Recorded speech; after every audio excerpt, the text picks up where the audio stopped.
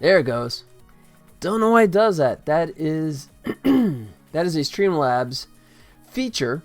When the microphone is all working nicely, switch a scene, come back, and then the microphone doesn't work for crap. But yeah, we're all good now. It's a little hot. Let me dial them back there. What's going on, guys? How you doing out there, TGIF? Welcome to yet another stream. Hope you guys are doing well.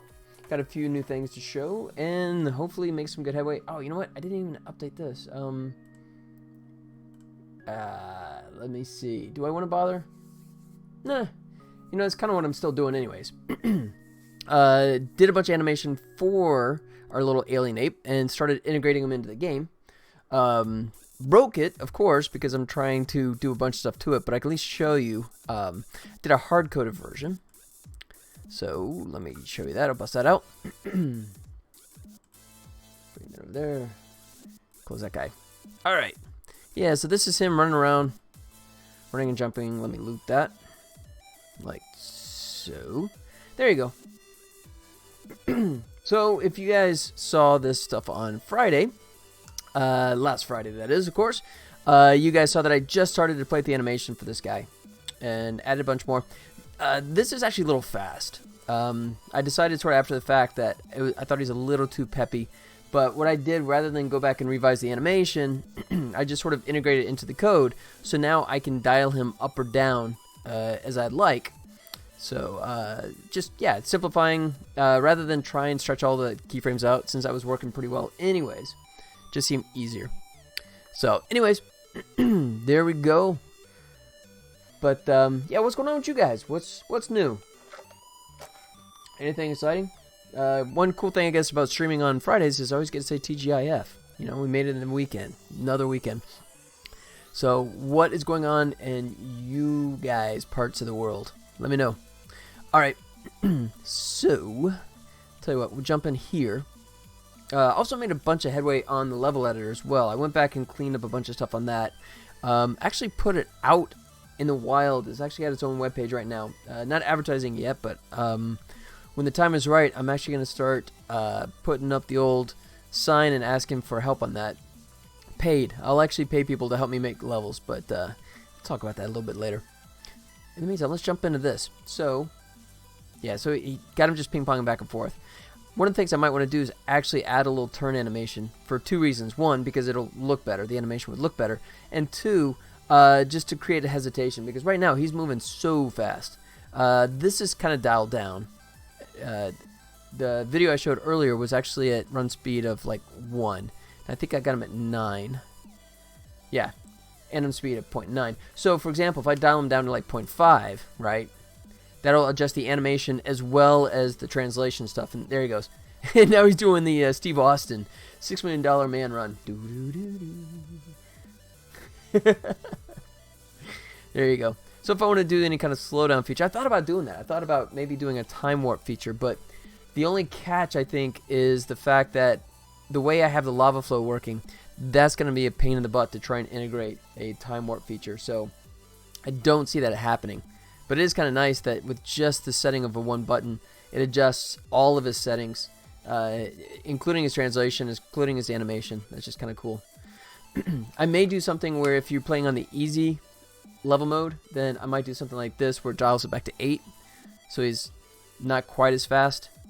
I mean, it's still a pretty good pace. But, yeah, enough of that. So what I have now is kind of working. So the green box here is just sort of like the quasi-target right now, and he looks for that, right? So when he hits a post here, that'll determine if he's going to just kind of keep going back and forth or if he'll try and jump up. So let him go past this one. If I drag this up here in this area, he's going to go boom. There he goes. And I'm popping a bit there. That's what I got to fix. Just started adding that just before I came on with you guys. But I'll tell you what, I'll do this again. I'll actually load in the background. There it goes. Alright. So that's part of my, yeah, this is actually working off of the level editor. So that's why I was able to do that. So if I have a clear scene, I go, yeah. But yeah, all these things are kind of hard-coded into the moment, but just for the development process. But normally, you know, if I hit clear scene, everything would go away. But so let's do this. Go grab this guy, drag him up here. Oh crap! I forgot to load him again. Whoops! Talking and not thinking. Quintessential me. All right, load level. Bring him up. There it goes. All right. So bring him up here. You'll see he grabs the ledge. Boom. And he's a little off to the left, so I need to bring him closer to when he's actually grabbing the ledge. And of course, when he's jumping up, he's kind of going to the wrong spot. So all those kind of things we need to fix. The Y is good there, at least for the grab the ledge, but not for the jump up. So let's go ahead and jump into that part of it. Let's see. So X minus 3. So this is based. I'm using DoTween's translation tools, so it gives me an easier way of actually doing like just tweening, you know, for ins and outs for smoothing. If you look right here, you can actually see my set ease. I have it out sign, so he jumps fast, and then as he gets closer to the destination, his X translation kind of peters out, which is good. That's the, you know, just deceleration kind of look. It looks like a more natural arc to his jump, which is what we want. All right. But what we don't want is for him to be in the wrong spot. So 3.5. So I thought I had my numbers correct, but tell you what I'm going to do is just have that as a backup, and I'll just experiment. We'll start with just plain old 3. See if it's a half is enough. Or, you know what, I could, rather than guess, I could just find out for sure. There you go. Every now and then I get a little smart. So let's load level, bring in the background for that. All right, get ready, and then here, let's get ready, jump. All right, tell you what, let's go full screen here so we can actually see when he grabs this. Doom, doom, doom, doom. Here he comes, boom, boom, boom, like that. There. All right. So, ooh, our collider box is definitely sliding off there. I was just doing something, you know. It's because the animation is kind of shifting, but I have to think about that. That's something I'll have to look at here, but not quite yet. All right, so we're at 35 and a half. I think there it goes. So it snaps at 35 and a half, but we actually want them at 36 and a half. All right, so we did this. So it's actually, we went 2.5. So that should fix that one.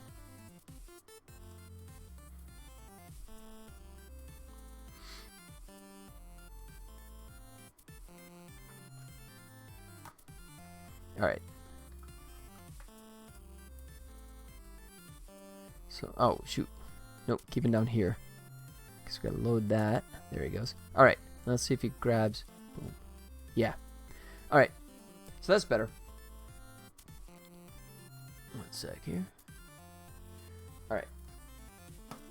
So, let's figure out why he's jumping up too high. You know what? Actually, let's come back to that.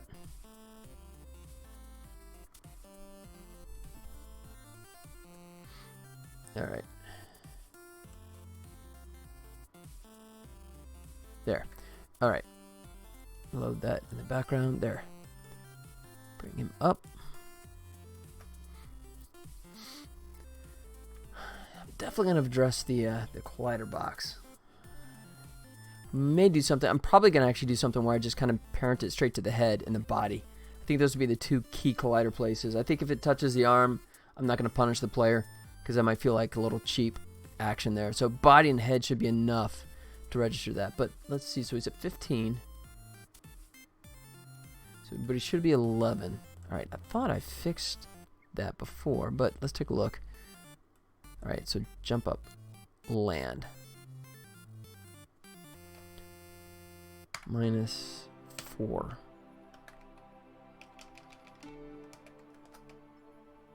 Let's see.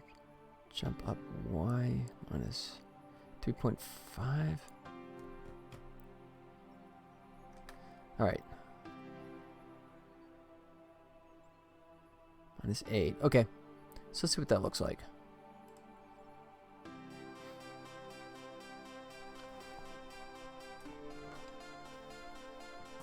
All right.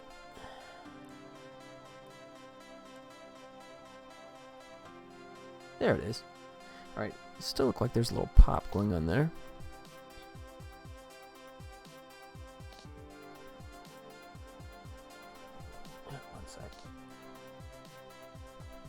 Okay. So, let's figure this out.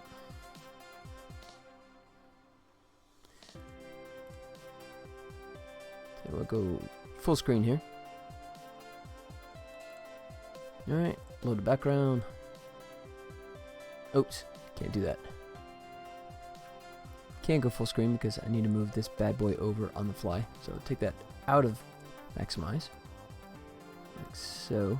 Alright. Now we'll do that. So see, you figure out where that pop is hitting. So it catches. That's good. Oh, there it is.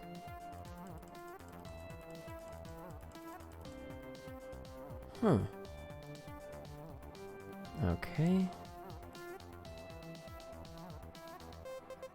Alright. So there, he jumps, drop to edge.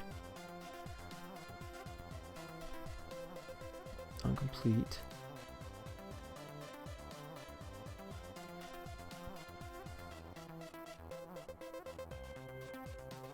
Point 2.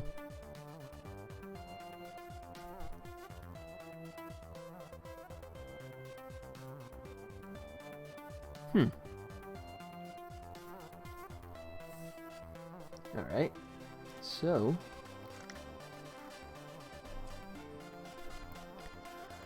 okay, so why would it pop there?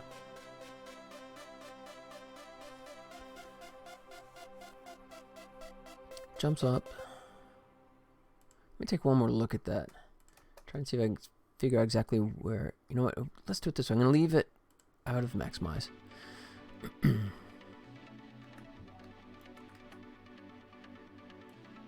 Like so.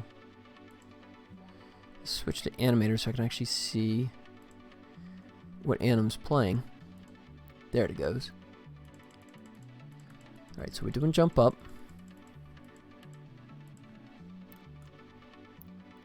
Jump up in arc. No, that shouldn't be happening that quick.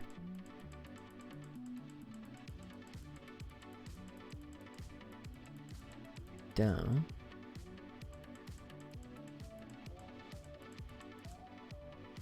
There it is, right there. 3. Okay.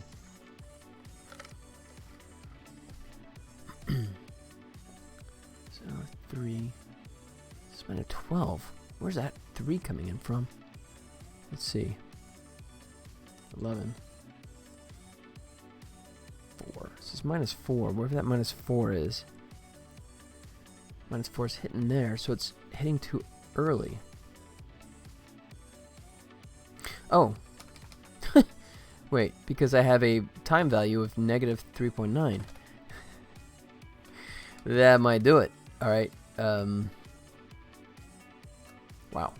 Not sure how I did that, but actually let's look at my old jump land. Jump up land. 1/10 of a second. Alright. There. So that explains the pop.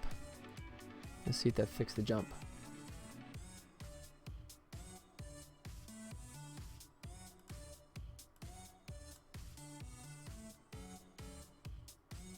That looks better. Try that one more time. Go full screen here. Crap, I keep doing that. Not gonna do much good. Silent Rob, what up, man? How you doing? What's going on? TGIF. Just trying to teach an ape how to run around and climb stuff. There we go. That's looking good. What's going on with you, man?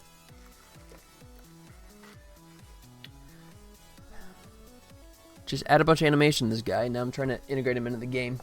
Trying to get him to behave. Not bad. I'm out in Portland visiting family. Oh, nice. That's sweet. Portland, Oregon. I'm trying to remember if I've ever been there. I'm sure I've probably been there at some point. But nice, man. Let's see. Is that yeah, Thanksgiving trip? Go back to visit the family for Thanksgiving? Yes, sir. Smart move. Smart move. Cool, man. What's new with you aside from going to visit time with the family. Anything exciting? Alright, so that's good. Then I gotta teach it. Once he hits, he's gotta go back to reassess. Alright. So that's all playing well. Jump down is gonna come in a second here. Alright, so how do I want to address this? Let's see. Yeah, and my sister's birthday is on the 20th, so I fly out here every year. Oh, nice. Okay. That's sweet. I'm sure your family appreciates that. That's very cool, man. Nice. Trying to think what the weather's like there. Is it pretty cold, or we're like 60s here? Kind of in between, just sort of boring. Although we've had rain for the past couple days, which for a desert is always kind of unusual. But just gives me something to complain about. Alright, so then what I need to do is switch him back.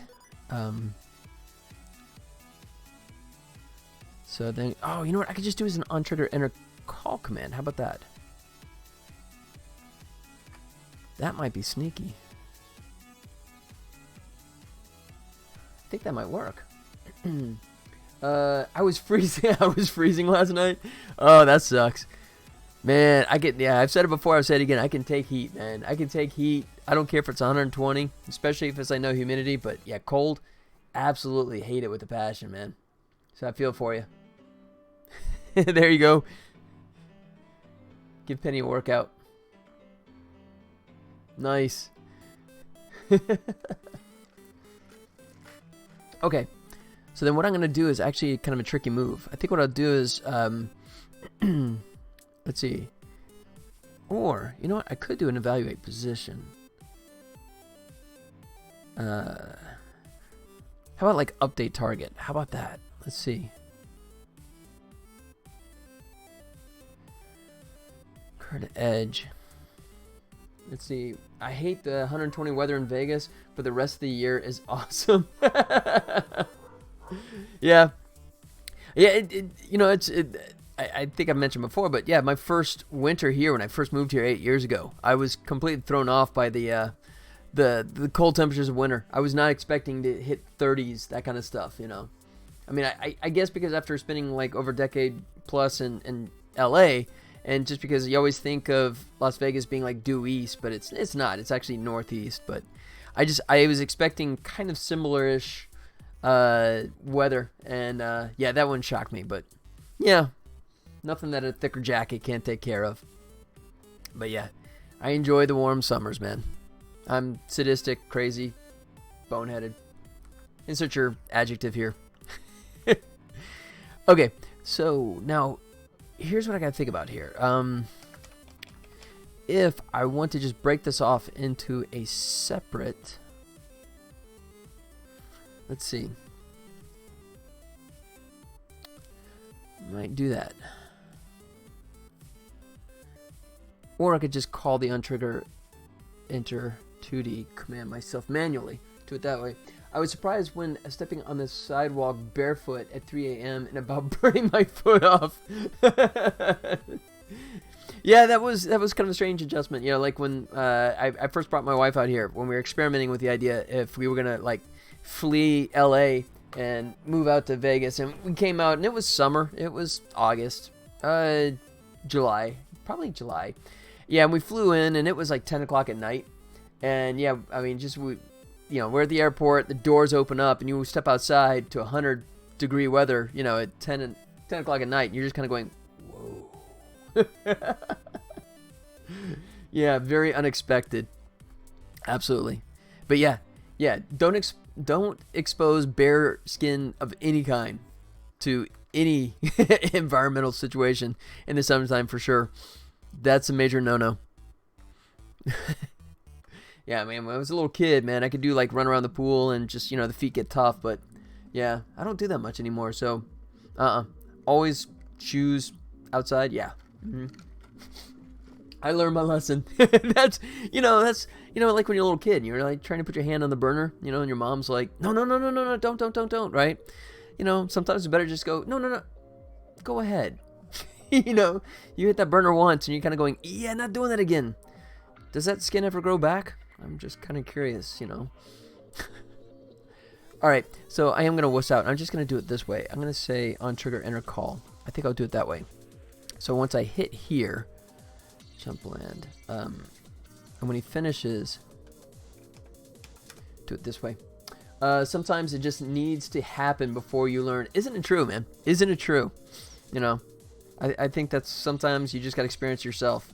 Kind of go, oh, now I get it. Yeah, okay, yeah, that crap, that makes sense. All right, so rather than throw it down there in the mix, I'm going to put it up here. Nope, I take that back. I will. Yeah, I'll just put it here for the time being. Void. Update.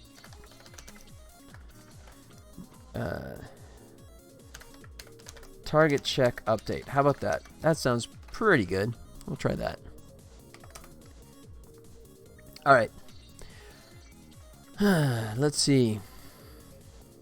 So, yeah, I'm not sure if you saw before, but I'll fire this up just because I can. Let's go, go Tribble Troubles, level editor. So I finally got this bad boy up. Not really advertising it yet. Oh, shoot, I gotta remember what the password is. I gotta dig that up. Oh, crap, I forgot about that. All right, I gotta fetch that myself. I wrote it down somewhere. All right, you know what? I won't do that. But anyways, I'm going to set this up and allow people to hopefully make levels for me. And then throw them some money for doing it, of course. And, of course, get the names and the credit, that kind of stuff. But, yeah, it finally came together. And once I get a little more of the level stuff, the environment stuff put together, I'm actually going to start advertising. And see if I can get some help on making some of these levels. So I do not run out of time and can get the game out on time.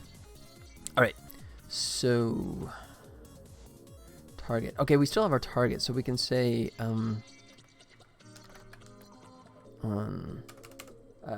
that's an awesome idea, man. Thanks, man. Well, yeah, in theory, in theory, on paper, it sounds like a good idea. We'll see on execution if I can actually get some people on board to help pitch in, you know.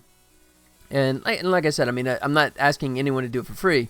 I mean, I'll pay what I can, which isn't much. Unfortunately, I'm still, even though I got this beautiful license, I'm still self-financing, which, you know, kind of sucks, you know, because I would love to just throw more money at it, but, you know, until I get this game out and hopefully this game makes money, then I can actually start doing some proper budgets. It's not gonna let me call that. Oh, it's private. Okay. Okay, I'm going to do that. I'm going to undo this. So I'm going to call it evaluate target. How about that?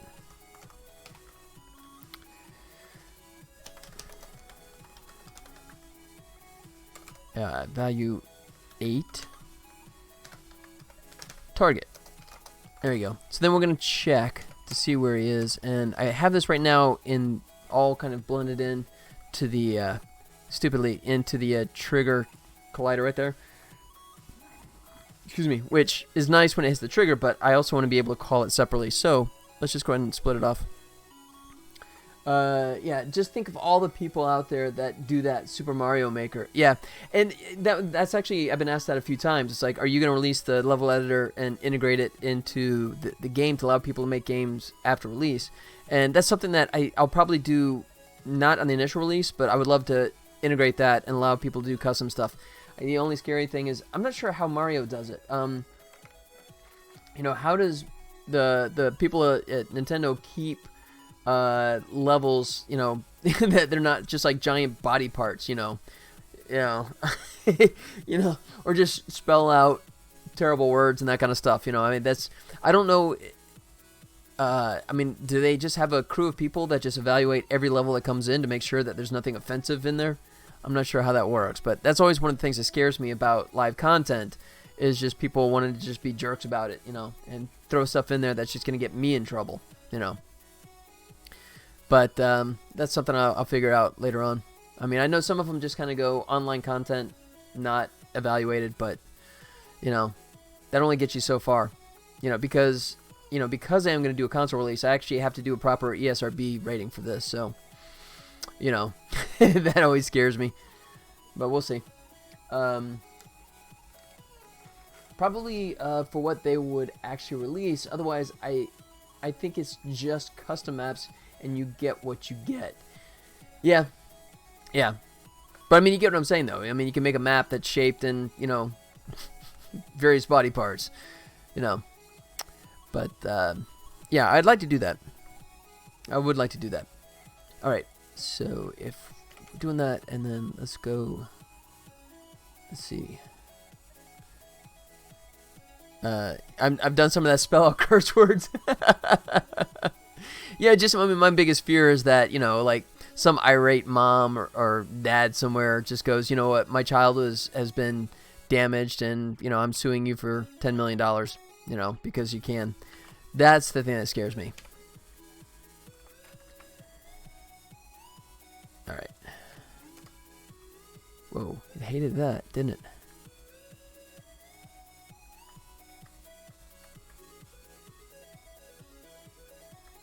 All right, let's try this again. Oh, because I took not the right stuff here. Got that. You know what? Let's collapse it. That way we can't miss. There.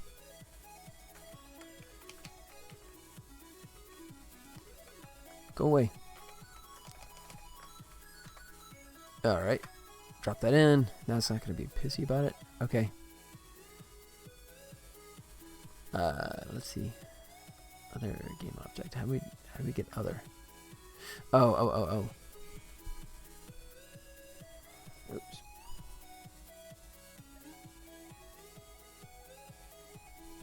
Oh, one sec.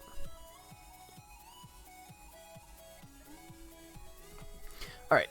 So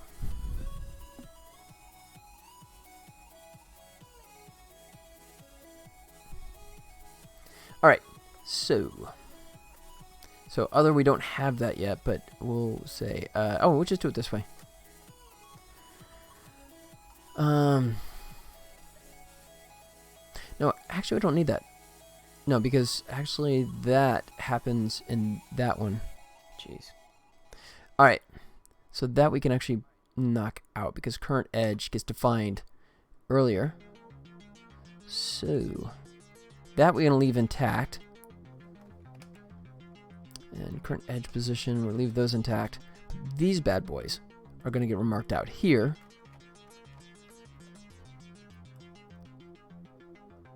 Like so. Just mark them out, make sure I don't screw this up. Alright, and then we'll just drop this in. Evaluate target. Alright, so if I didn't screw that up, it still should work the same, but now we have it in a modular way, so I can call that in a different situation, not only when he just hits the collider box. Oops, maybe not.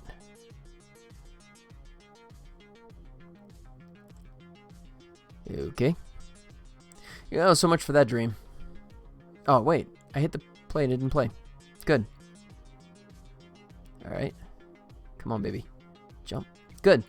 Okay, good. Alright, so we didn't break it. So in that case, should I go ahead and nuke this? I'll leave that just for the time being in case I screw something else up. I can reference it. But now the cool thing now is I can use evaluate target at any point. So here, so when we finish landing, now we can go evaluate target. Good. So now this is the jump procedure, right? Oh, wait. Is that the right one? Or that's the old one? No, that is the right one. Yeah. So this is all my jump code, right? So it goes out, peaks, starts to drop down, grabs the ledge, climbs the edge, and then lands. And then once he lands, then I need to figure out where he's going next, right? So I have to reevaluate that. So evaluate target will give me the idea of, does he just go running back and forth? So at this point, he should go into run mode. Oh, you know what? Let me make sure that I switch him into run mode. So Let's see.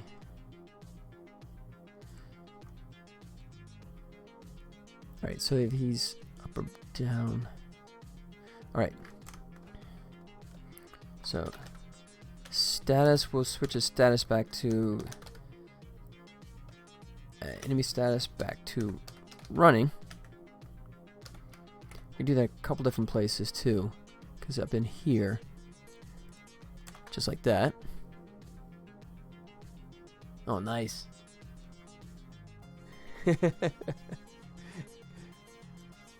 Nice. All right, so yeah. So in that case, it should switch it into running. Let's see, do I do that anywhere else in here? Oops. Status running. All right, and then he decides if he can jump, and then jump. Actually, it'll call the status at that point. So once it goes into jump, it'll switch the status. So in theory, at this point, I should be able to drag the green square up, and he should go back and forth.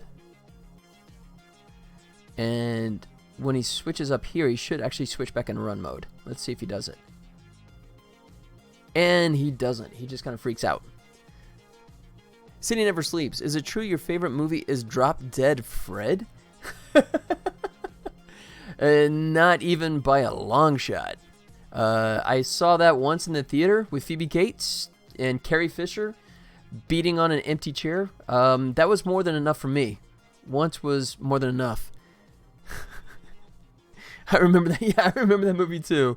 Yeah, that was one, like, in theory it should have been a funny movie, but man, was that a bit of a miss for me. All right, so why? Let's see.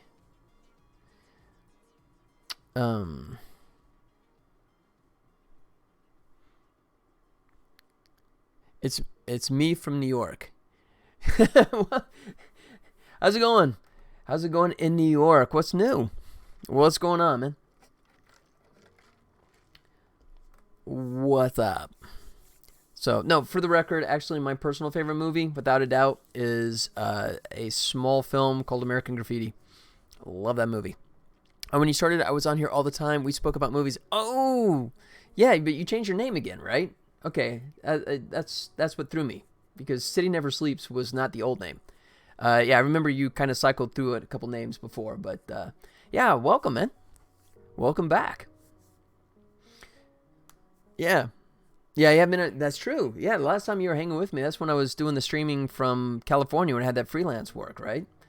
Or you might have, when I got back, I think you might have actually hung on for a little while. But yeah, I think part of it is also because I adjusted my schedule. You know, I think part of it was, if I remember correctly, you're a night owl, right? And I was doing my streams beginning like 6 o'clock, I think. Yeah, you work on the game with the islands. Yeah, finished it, released it. Volley Village, kicked it out in about March, and I got my butt handed to me because it is so hard to do a free-to-play game in this day and age without spending like $1 million to advertise it. But since you're here, let me show you what I'm working on now. I have been fortunate enough to get the rights to make the world's very first video game starring Tribbles from Star Trek. And it's actually licensed, so I'm not going to get sued, which is always a plus. But give you a quick rundown here. Let me go into scenes. Should be able to do this. Let's go underground. There you go. So if you know anything about Tribbles, in case you don't, anyone else is hanging out, I'll drop this in here.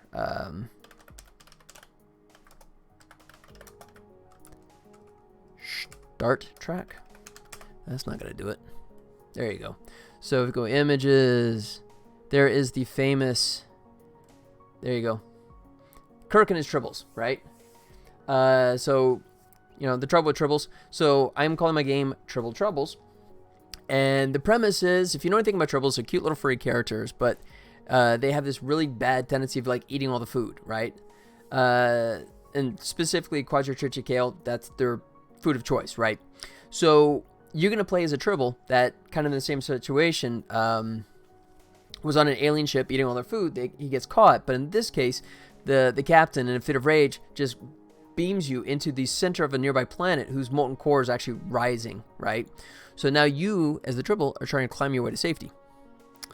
Let me switch this. So, let's see. Let me go maximize.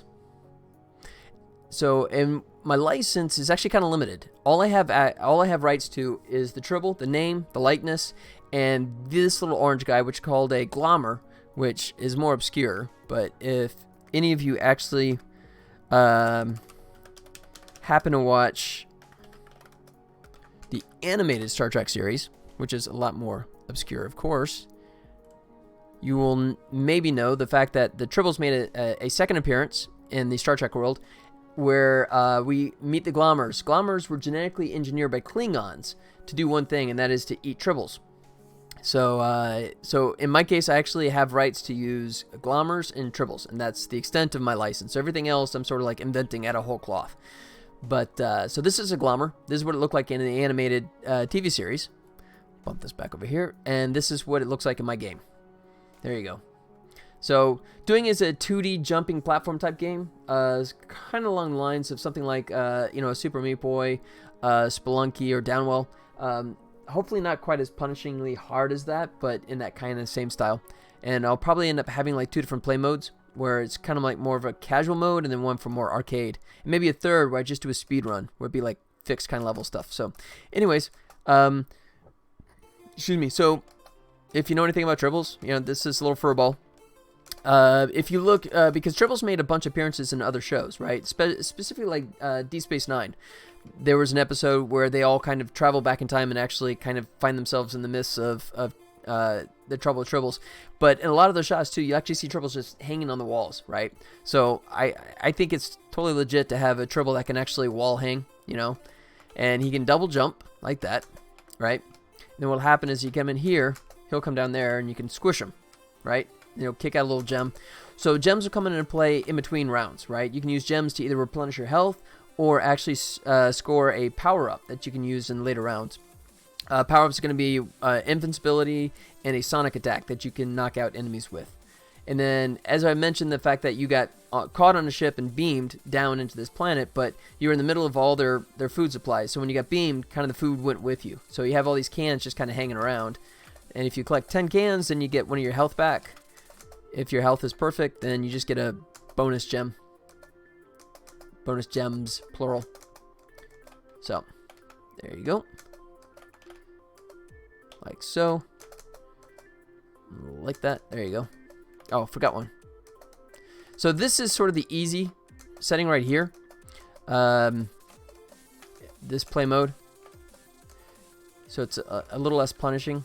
Especially for me, since I've been playing this for almost 6 months now. Oops. There you go. So I got a super bonus. Did I miss a bonus room? No, it's right here.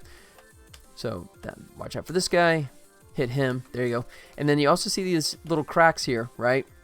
With the dust coming off of it. Those are like hidden areas, right? So if you hit those, it'll reveal a hidden area. And that will take you into a bonus room where you can stock up on more gems. This is where you score most of your gems, actually. So you want to do that, but you got to be fast. You saw the screen shake, and that indicates that the lava is rising, as you can see there, right? So you can't, you can't dawdle. You got to get the gems and get back out. And then you're back out. There you go. So, should be pretty close to finishing this. Oh, here's another one. Another bonus room. And different shaped one. But same idea. You have a very short time frame before the lava starts jumping up. There you go. Wait for it. Yeah, there it is. So, gotta move. Like that. Almost the end. So, they're modular sections, right? I built these in a modular way, so that way I can, randomize them. So, every time you play the game, hopefully it kind of comes off in a different play style for you. Look at that. I can almost get to that. Oh, I can't get to that one. I don't think I could grab him. Huh. Nope, can't get him, though. Have to jump up for that one. There you go. I got super bonus, so I got extra gems there. He's in the middle. He shouldn't be in the middle. I could have fixed that. I guess it doesn't matter. Alright. And this is all using Unity's 2D tile set. And then, here we go. So, end of the level. If I had lost some health, I have 230 gems. And then I could actually replace it by buying that. Right now, I kind of have these spread out. I have like one that's like a fireproof and a invincibility. I'm actually going to unify that into just like a shield, so it protects you fully, and then one that's a sonic attack, which I don't have integrated yet, but that'll be coming up. C#. Yep. Everything's written in C#. That is Unity. Let me see, which menu do I have? Oh, no, it's going to the level editor. Whoops. Oh, that's right, because that's the only thing I have loaded up right now. But so that's the gist of the game. Yeah, I got tons of. Yeah, here you go. Here's all my scripts so far. I got a ton of scripts here. All these are mine. Right. So, and more to come. But so yeah, that is Tribble Troubles in its current form. At this point, so the idea is you start underground in that section you just saw, and there's going to be 4 iterations of that area. And there'll be like a boss fight, which predominantly it's not going to be necessarily a boss like a giant creature. It's going to be a boss as in like the lava rising at a steady pace, and you have to just keep staying above it, right, and not get burned while still facing enemies and stuff. So it's going to be like, the previous levels, but more intense because, right now in the lower levels you can just take your time, but when the lava's going up, you got to really rush. But if you make it to the top of that and you beat the boss, then you go into the next area, which is a canyon with sandworms, and if you make it out of that one, then you make it into the jungle where you face off against this guy, which I was working on. Let me come back to there he goes. Let me switch my level editor. No, I don't think I changed anything. Hey, what up? Oh, let me switch modes here. Nee, hey, what's going on? Welcome. So yeah, so this is my little alien monkey guy, right? So, like I talked about before, all I have rights to are tribbles and glommers, and that's the extent of my Star Trek license, So all the other creatures and stuff, I have to sort of invent, right, on my own. I went really kind of goofy aliens kind of stuff. It's sort of inspired more by the animated series. They always had wacky kind of animalistic alien creatures, so kind of working off of that concept. So right now, I've animated him. So I fire up the old Maya here. There you go. So here he is in Maya. And yeah, actually looks really funky. So I'm animating him in position. That's easier for me to actually control it in Unity, his positioning. But if I turn off this, if I go unmute all, there. There you go. So you can actually see him moving around. Boom. Like so. There you go. I think that's the only one I have open up. Or do I have another one? Oh, here's jump down. Same thing. Let me unlock this. Unmute all. There you go. So there's this jump down animation. And just integrating those. Got them plugged into Unity. And just kind of adding the code that teaches him how to jump around. I did one where I just hard-coded it. Fire that up real quick.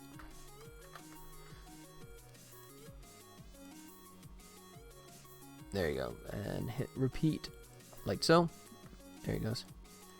Go away. There. This is a little fast. I mentioned this earlier. This is when I first put him in there, and I was thinking he was moving around too quickly. So I just revised the code that allows me to dynamically change his speed on the fly. So, but this was hard-coded in the level editor. So he's just jumping from position to position. And now I'm trying to switch that out from the hard code kind of setup to the dynamically looking for where the player is and being able to adjust and shift accordingly.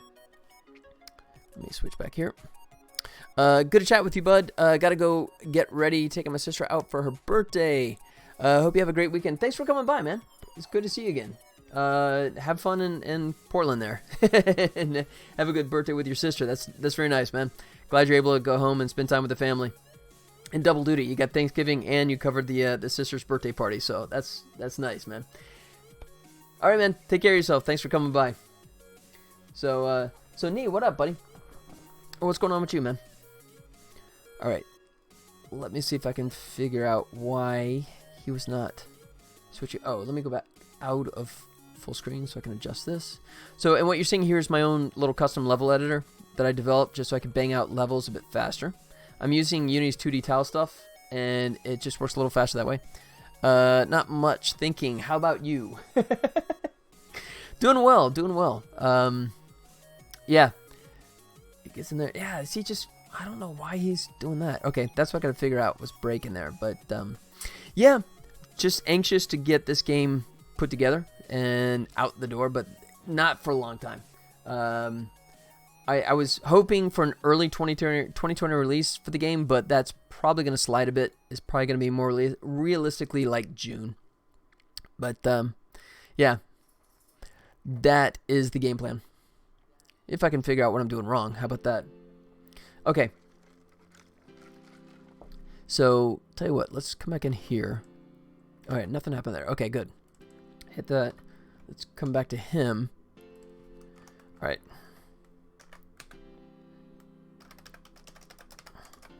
All right. Evaluate. Not that it matters. But I'll throw myself a message here. So I know it's going to hit once and twice. But actually, you know what? I know that hits because he switches. So let's figure out why he's not switching.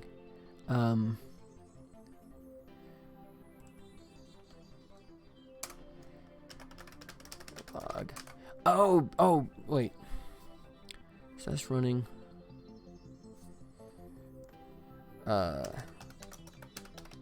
Flip running. Maybe because he's not actually.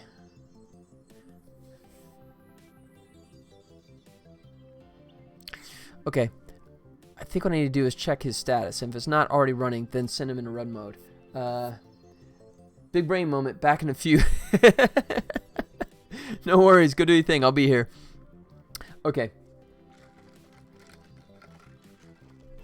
Okay. So. If. Just borrow this. If status is not equal to running, then we'll do that, and also switch him to crossfade and run.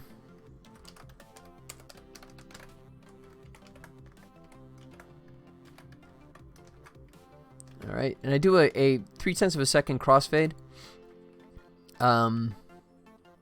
just because it sort of like allows it to go smoother.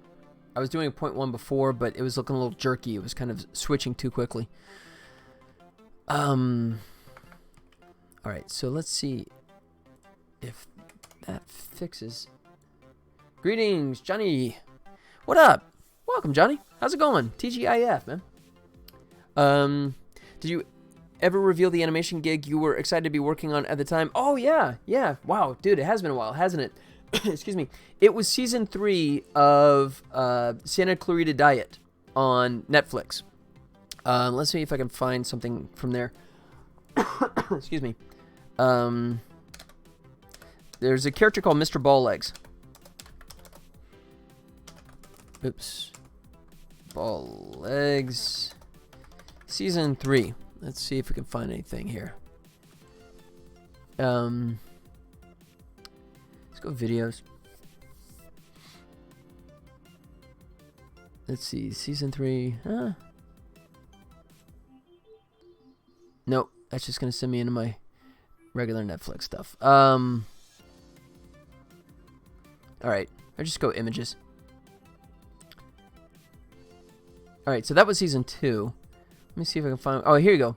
This is me animating Mr. Balllegs for season 3. This is one part where he comes running out and he's trying to sneak around. Damn, small brain. So yeah, I did bunch of different episodes. There you go. So he had like eyes. That was the big reveal in season 3. It turns out he has eyes. So I got to animate that one. It was about 7 episodes I ended up working on, but probably about 60 shots total. Can't remember exactly. Let me see if I have my old demo reel. I threw together one really quick, but I'm not sure. Let's see. Let me see if this. Oh, here you go. Yeah. There you go. So I show this when I do like conventions. So I put the creator of Tribble Troubles, also animated this, so it's sort of like a calling card to help, you know, interest people in walking up and taking a look. So this is what I was working on. She isn't. No, she's not actually waiting there. No, she's actually downstairs, upset that I'm not doing the real thing. I felt bad. Yep. That animation is creepy. Yeah. Oh, here you go. So this little dance right there, that's actually my homage to an Amazing Stories episode called Family Dog that was directed by Brad Bird. I always loved this one part where the dog comes out and he does the happy dance. So that was my homage to that.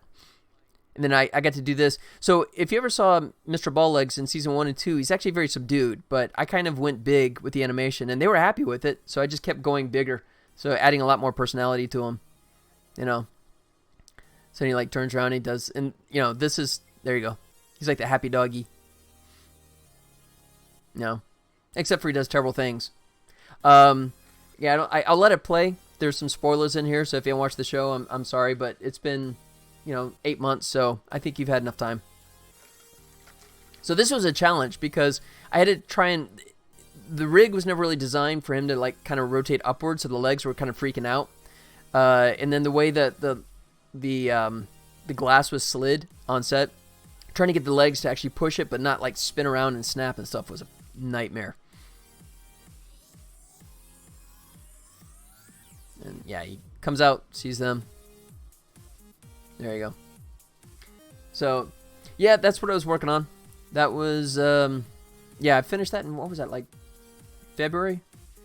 Got to work on it. The second half I got to work on from home, which was awesome. Yeah, so if you watch some of my Twitch streams from that time, it was kind of funny because I was creepy but amazing. Thanks. But there you go. So yeah, it was fun. I got to work on it from home. If you watch some of the Twitch streams where I'd be working and it's kind of like, and I suddenly get a message going, oh, we have notes. So then I go, oh crap, I got to go fix notes. So it was all this stuff. That's specifically some of this stuff right in here, right? So there you go. Spoiler time. So sorry if you haven't watched the show, but here you go. Don't say I didn't warn you. You know, if you're not gonna watch the show, turn away right now.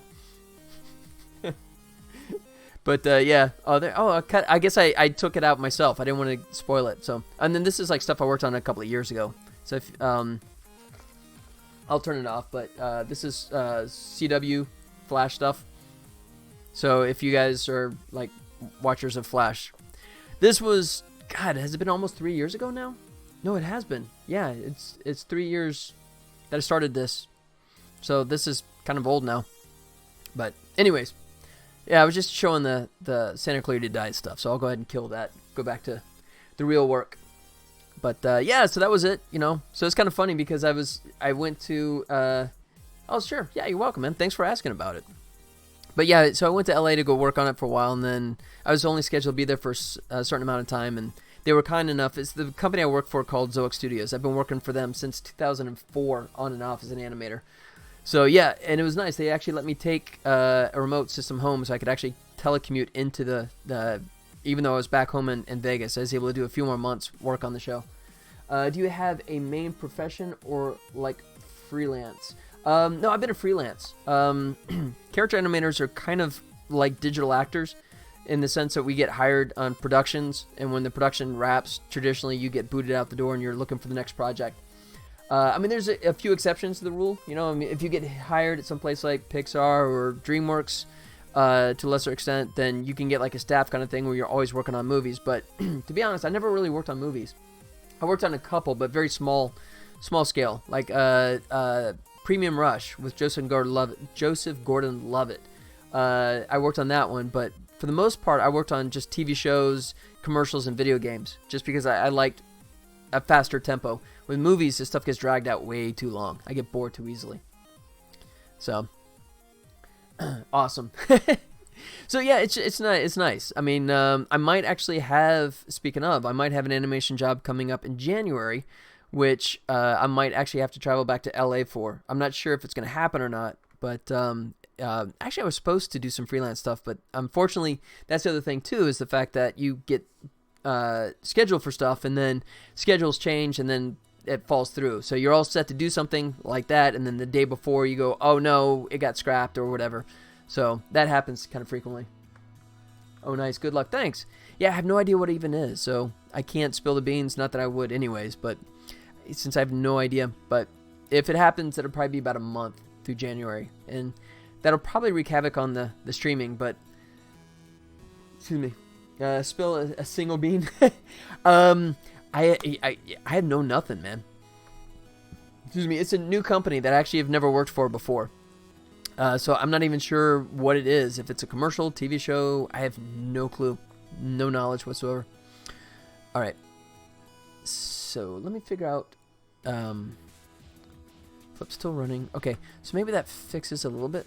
Let's see if this addresses anything. So I got him running up, jumping, and climbing on the ledge like I want. But once he gets up there, he should switch. Oh, thought I hit play. You don't even get the basic information. Sometimes I do, sometimes I don't. It just depends on the place. Oops, hit the wrong button there. You know, especially with the company I mentioned, Zoic, because I've been working for them since 2004. They're pretty good about like keeping me in the loop on what specifically I'm going to work on. But you never know too, because actually the Santa Clarita Diet stuff, I wasn't even supposed to be working on that. Originally, I was hired to work on that movie that starred John Hamm and Natalie Portman, where she plays an astronaut. That was what I was scheduled for, but when I got there, nothing was ready, right? So they were still trying to pull it together. So then they were like, okay, well, we hired you, right? We're not going to send you packing, which they could do, right? But, I mean, Zoic's pretty cool for me. So they just said, okay, let's find something else for you to work on. So I worked on like 2 episodes of Future Man on Hulu. Oh shoot, what is the airplane movie? Manifest?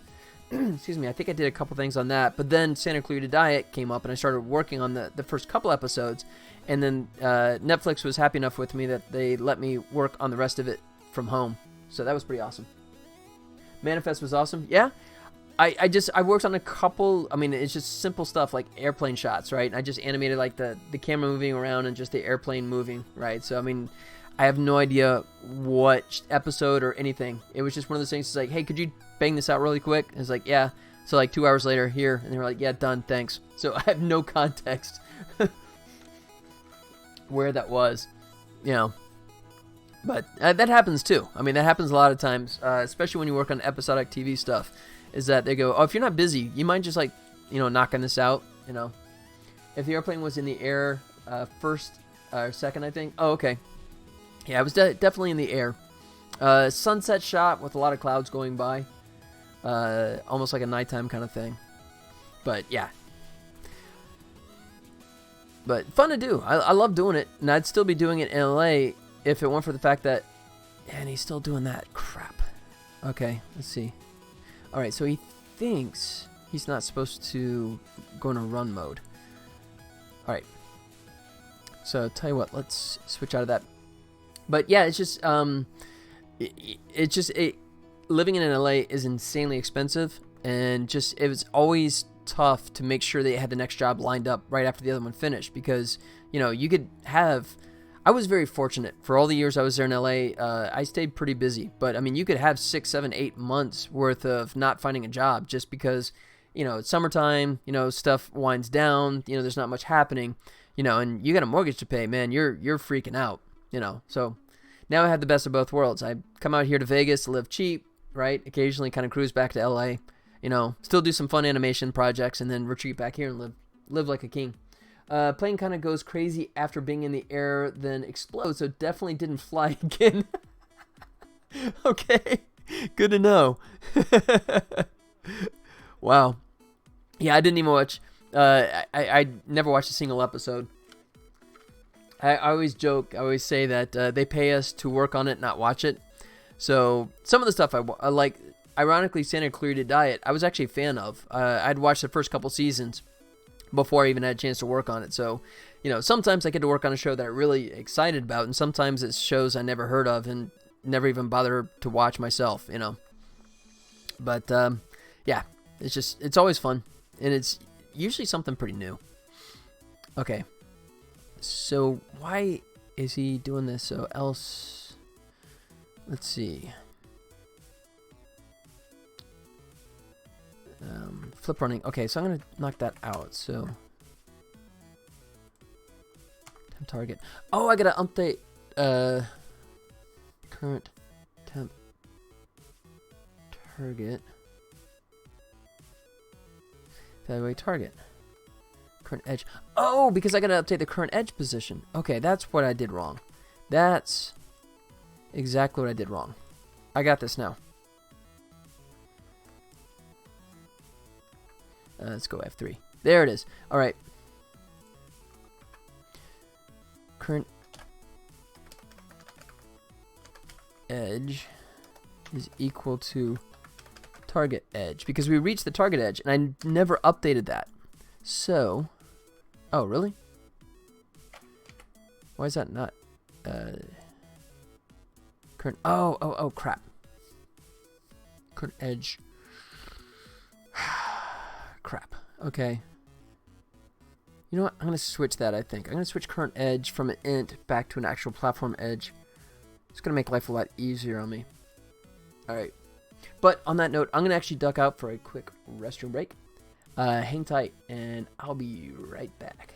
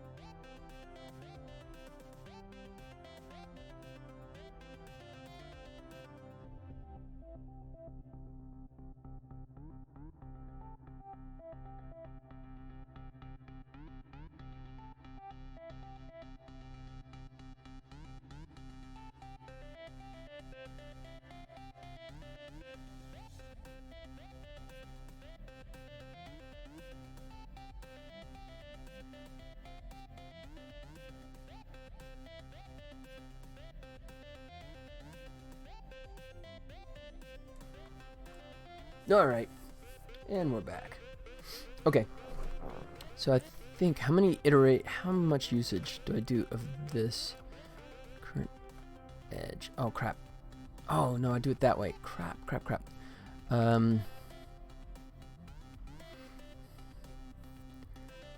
Okay, so let's change it this way. Let's go current edge value.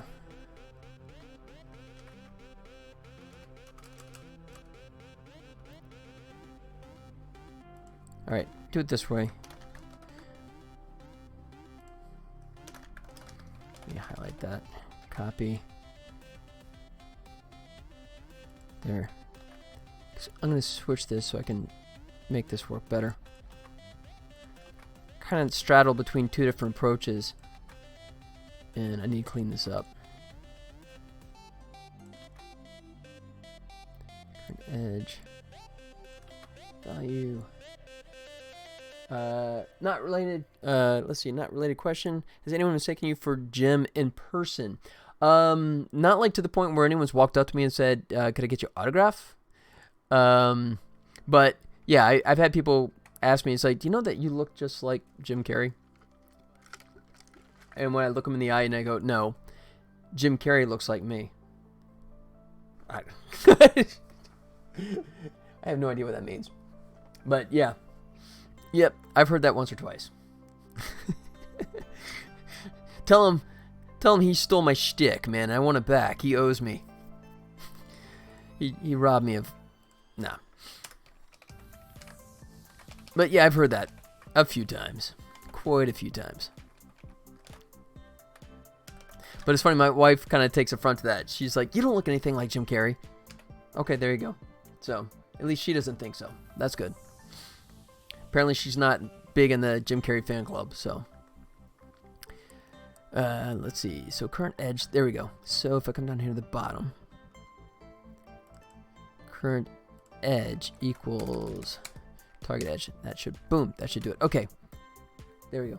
One day you'll randomly see Jim in the street, and you'll both just glare at each other without saying a word or stopping. You just stare until you're out of viewing distance. It's not true as it used to be, but oh shoot, the dude, he was in House. I forgot his name. Let's see. House. What was his name? Robert Sean Leonard. So yeah, if you look, not so much now, but if you look, there you go. Back in the old, 80s and 90s, especially like Dead Poet Society. Yeah, we were definitely, the hair was darker, maybe like that. Yeah, this one, I always thought it was like looking in the mirror. I always thought that one was the one that actually matched much more so. No. But, I still kind of look like that today, right? But he actually got old. Let's see, was there a picture of him somewhere more recent? But anyways, I always thought it kind of looked more like that, but not nearly as famous as Jim Carrey. So, even on the stream here, I get that from time to time. All right, so then current edge position is equal to current edge transform. No. Game object transform local position. There. That should get us where we need to be. Yeah, I think maybe 20 years ago you probably looked like that guy's twin. Yeah.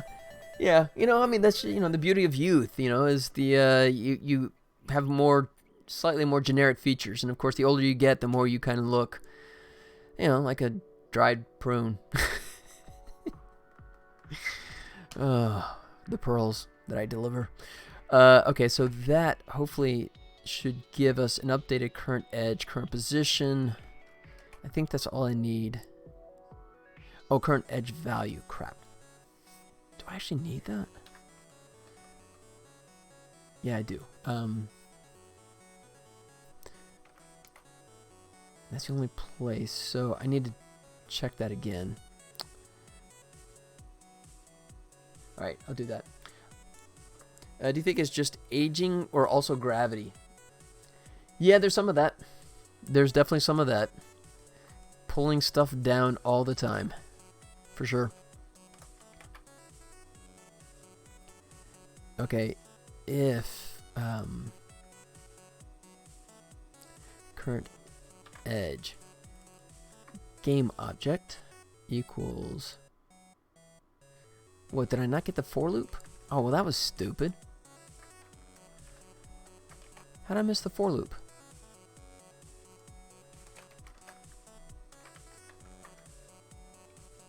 Alright, there's probably a cleaner way to do this, but I know this would work. Excuse me. Like so.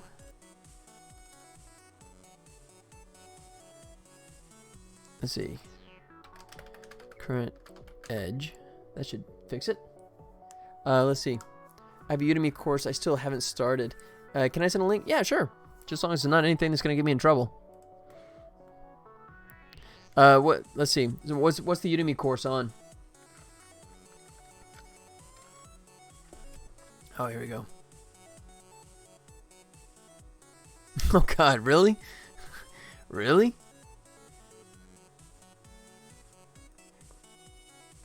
Really? No, kind of the same thing. If you look at In Living Color, or if you really want to be technical, Once Bitten. If you look at Once Bitten, that was very much Jim Carrey Once Bitten. Yeah. I mean, we're close in age, but he's definitely looking a lot rougher than I am. Let's find a... Yeah. Let's see. Can I zoom in, or is that going to just break it? Yeah. Yeah, there you go.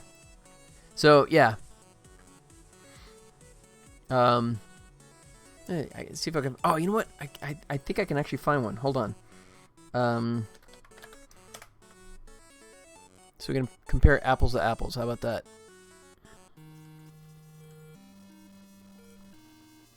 Let's see. I don't know where it is. Hold on. Oops.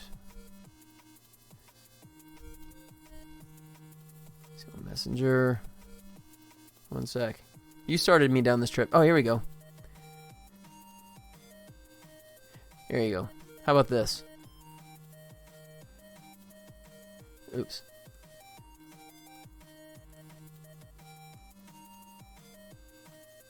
There you go.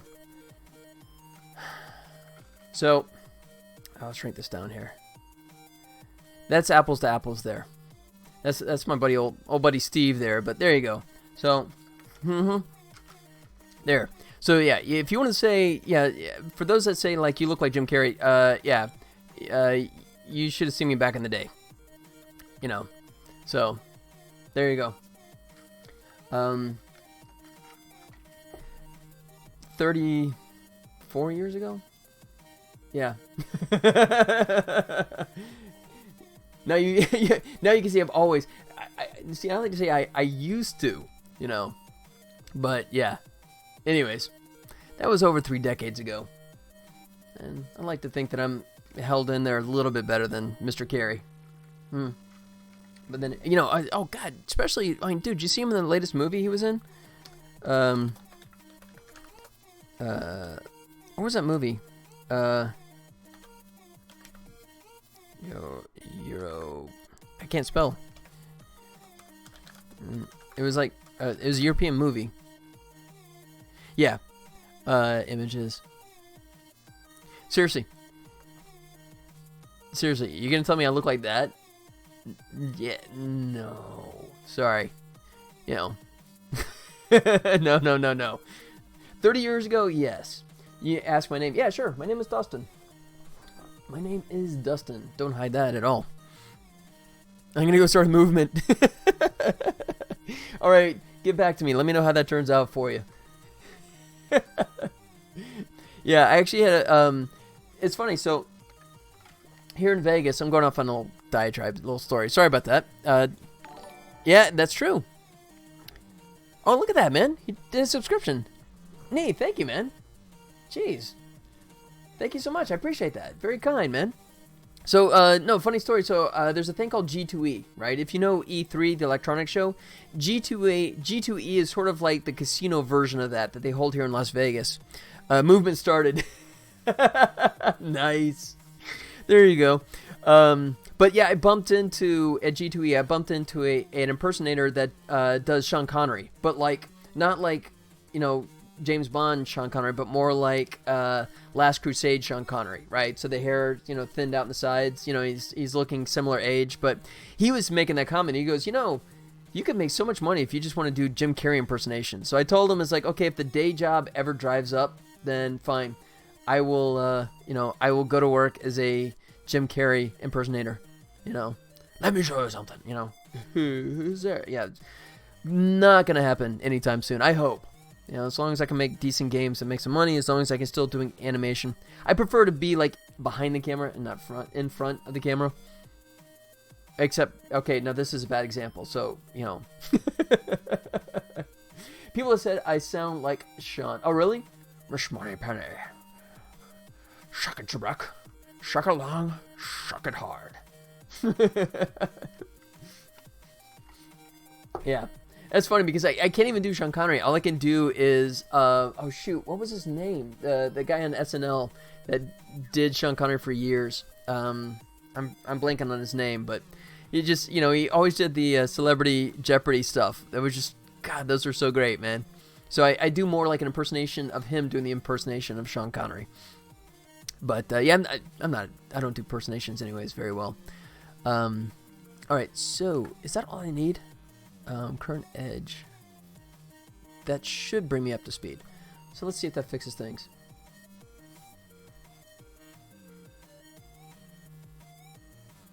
Yeah, Sean Connery is such a distinctive voice, man. It's just so cool. There it is.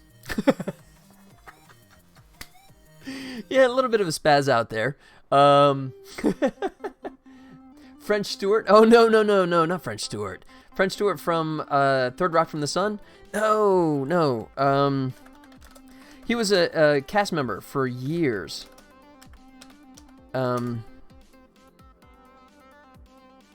Shoot. Let's see. Oh, Daryl Hammond. That was it. Daryl Hammond. Here you go. Drag this over here. There you go. Good old Daryl Hammond. He was absolutely fantastic, quintessential player on there, man. He did so many different roles and stuff. Really? Oh yeah. All you have to do is look up Celebrity Jeopardy, and on YouTube, and there's a ton of them, right? Yeah, Will Ferrell always played Alex Trebek, and it was funny because Sean Connery, at least in this, it was always like, I'll have to watch. Yeah, they're easy to find, but it's Sean Connery he always had it out for Alex Trebek for some reason, right? It was always funny. It's like the more they did it, the more nastier he would get with it, you know. But yeah, highly recommend giving those a try. Okay, so now that we got that working, tell you what, I'm going to space this out a little bit. 1, 2, 3, 4, like that. And so the cool thing now is because this is all working dynamically, this shouldn't break anything. But tell you what, let me load up my level here. Load this so I have ground to match. And then tell you what, I will do this and I'll clean this up and do like that. There. The Udemy course is Complete C# with Ben Tristram. Teaches basic C# and building a terminal hacker game, then a rail shooter, tower defense, and a first-person shooter. Awesome, man. That sounds very cool. That's very nice, man. Sweet. Let me know how that turns out. Yeah, I own quite a few Udemy courses, usually more for like painting and Photoshop, that kind of stuff. That's always been a bit of an Achilles heel for me. Is he running slow? Do I have him at 9? Let's see. Where is he? No, he's at 8. Yeah, I thought he looked a little slow. I'm going to switch him back to 9. Save that. All right. Oh, and I forgot to save my level that I just altered here. So load up that background, clean up this, draw this like so, and then hit save. There he goes. So now, if I grab this guy, he's got a little more room to wiggle here. Boom, like that. And see if I back it up, jump up here. Look at that. Boom, it worked. First try. That's cool. He doesn't go down yet. It just breaks. He just takes off, man. There is no... If we go look at jump down... yeah, see, here's my jump down code. So it hits that, it just kind of goes, I got nothing. So I'm leaving. Exit, stage left. If I ever start it, sure. I know that feeling too. There's several courses I own that I've like started the intro, and it's like, okay, I'm definitely gonna come back and visit that, and I never do. Just seeing Jim with black glasses, and he looks super similar to Johnny Knoxville. That's a nope if I ever see one. Wow. Yeah. Oh, there you go. So there's my you know, what is the old 6 degrees of Kevin Bacon? I always like to joke like 2 degrees of myself. So my Johnny Knoxville connection is he was in a movie called A Dirty Shame that I did animation for. I animated squirrels. So there's my Johnny Knoxville connection there. Are my eyes bad or... what I don't have like the cheek wrinkles there. I think the eyes maybe. You see it. You know, I don't know. I like to think I'm not quite that. Oh, for Johnny Knoxville. Oh yeah. Johnny Knoxville, I could see that. Yeah, more so than me.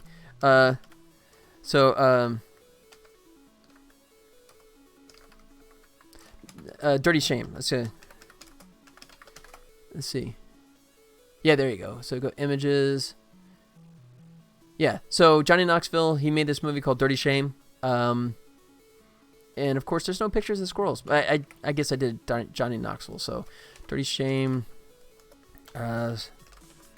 squirrels. There you go. Actually, I didn't animate that one. And that's the only one they're going to show? Oh, that sucks. All right. Well, there's some squirrels in there that I animated, so that's my Johnny Knoxville connection there. An NC-17 movie. I did animation for it, and it's a John Waters movie, so of course it's NC-17. Super good pick. You made that animation? I haven't seen it, but that's cool. Yeah, not that one that was in there. God, I don't even know if I have it. Let's see. See if I can find it. I know I'm getting off on a sidetrack, but, you guys started it, so it's your fault. Oh, wow, no. I guess I yanked it. I used to have it on my demo reel, and this is like a 4-year-old demo reel, but I don't think I have it in here. No, it's not. Jeez. I'd have to dig it out. Let's see. I don't even think I have a video of it. Maybe just like images. Go projects. See. Dirty Shame. Images. Jump test. Scroll maps. No, dude. Nope. I got nothing handy. So, yeah, anyways. It's a John Waters movie. It's typical John Waters. If you type in Johnny Knoxville before getting back to work, there's a very similar pick. Oh, to the glasses? Alright, let's try it.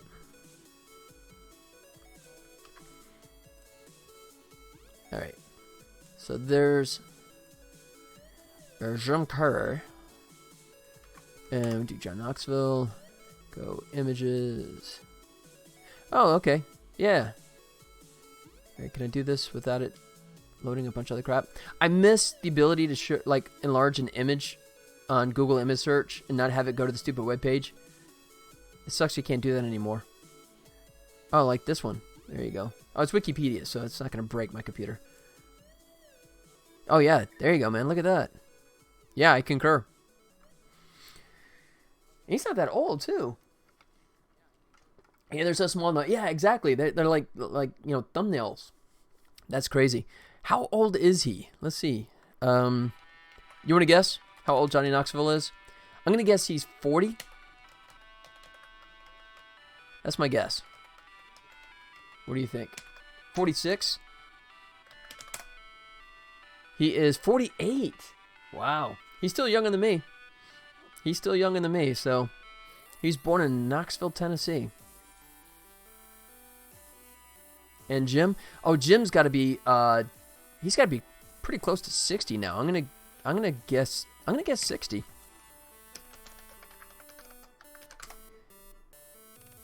$57. Oops, I was wrong. All right. 54. There you go. Yeah. We were like right in the middle too. We were both 3 years off, but just in different directions. But yeah, so he's definitely older than me by a few years, but there you go.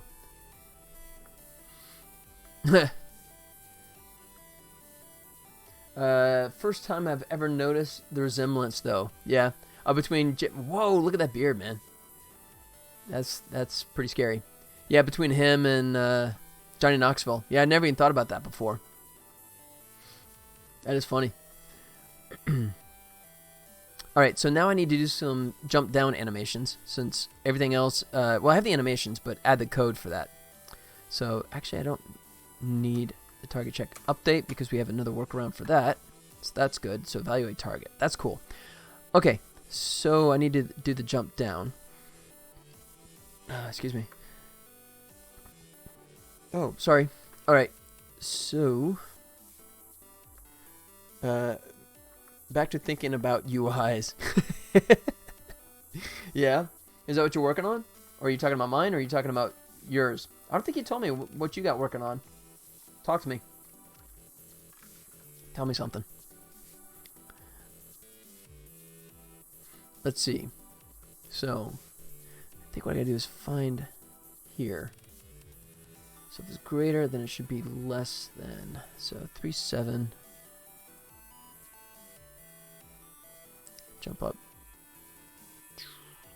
That's down. Okay, down's here. Trying to add different object into a panel inventory without manually doing it.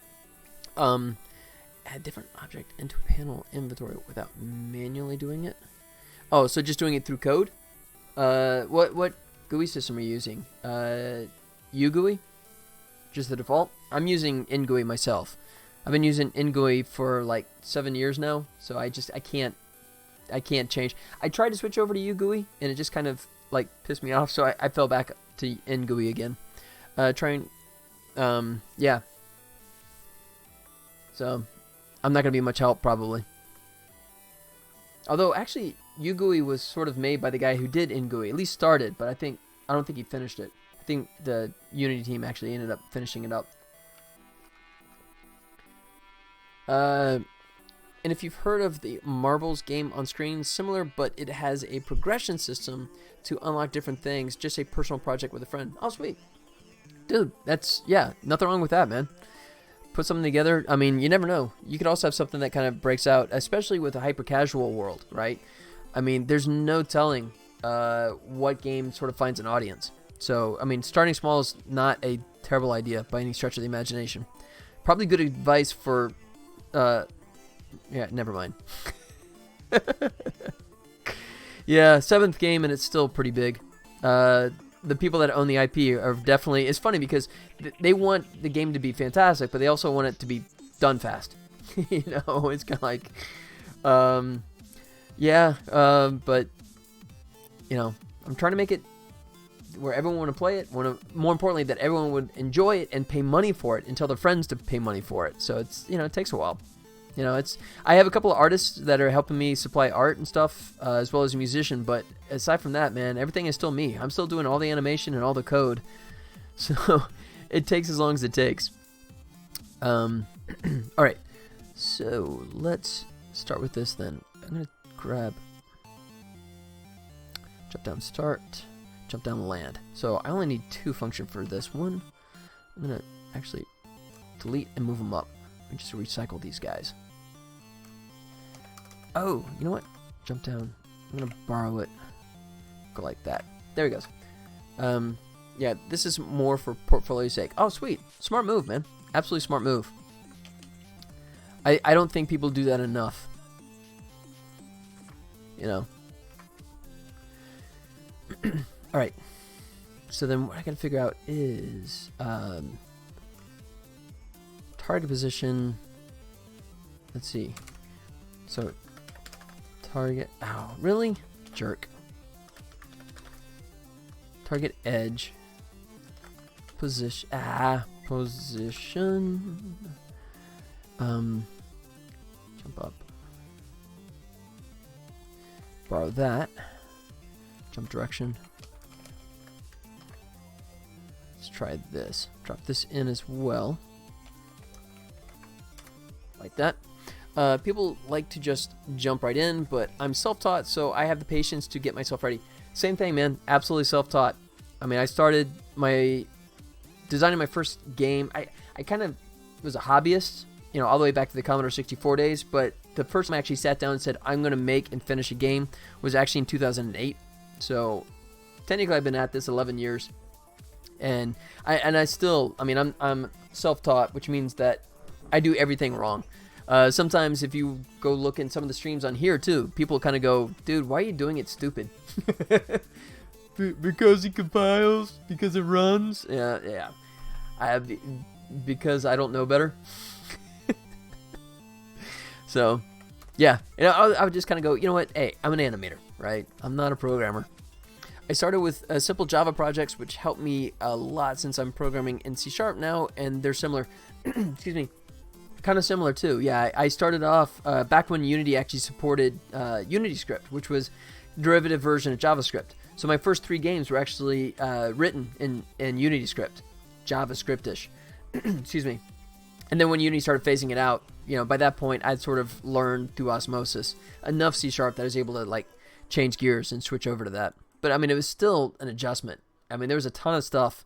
My biggest thing is that I always forgot to put F's in there, right? For floating variables. I always forgot the F. I always do it like that, and I could never figure out why I was getting errors. I haven't started my first actual project just yet, just smallish projects. Excuse me. And I think that's actually a super smart idea, too. In retrospect, it would have been smart. The first game I ended up doing was 5-card poker game with a real-time 3D animated character. Excuse me. And I thought it'd be easy until I realized that I had to add AI to the guy. If I had to go back in time and redo it, I definitely would have made blackjack. So there's no AI involved. It just would have been simple math, right? Because I was more focused on just animating a character, right? Because this is back in iPhone 1 days, and people just weren't really doing real-time animated characters. So I was more interested in that, just having a game attached to it. So, in hindsight, it would have been much smarter and much faster if I would have done a blackjack game rather than a 5-card draw poker game. But, so what should have been something that, took me months ended up taking me over 2 years. Yeah, and not the actual game system. Yeah. Mm-hmm. Yeah, absolutely. But yeah, I think that's a smart move, just to get your feet wet, right? Get a couple projects, get comfortable. So that way you have a better sense of when you want to do something bigger, the best way to approach it, and make the best choices. So, yep, I concur. All right, so target edge position, and I don't know what this is going to be. So, excuse me, I'm going to just guess 2 off the mark. Oh, this is Y. Oh, so no, actually wait. Oh, no, actually I want current position. So game object, transform, local position, Y, plus, shoot. Alright, I just deleted it. What did I, crap, I don't know what 23 is. Come on, compile, you jerk. 25. Really?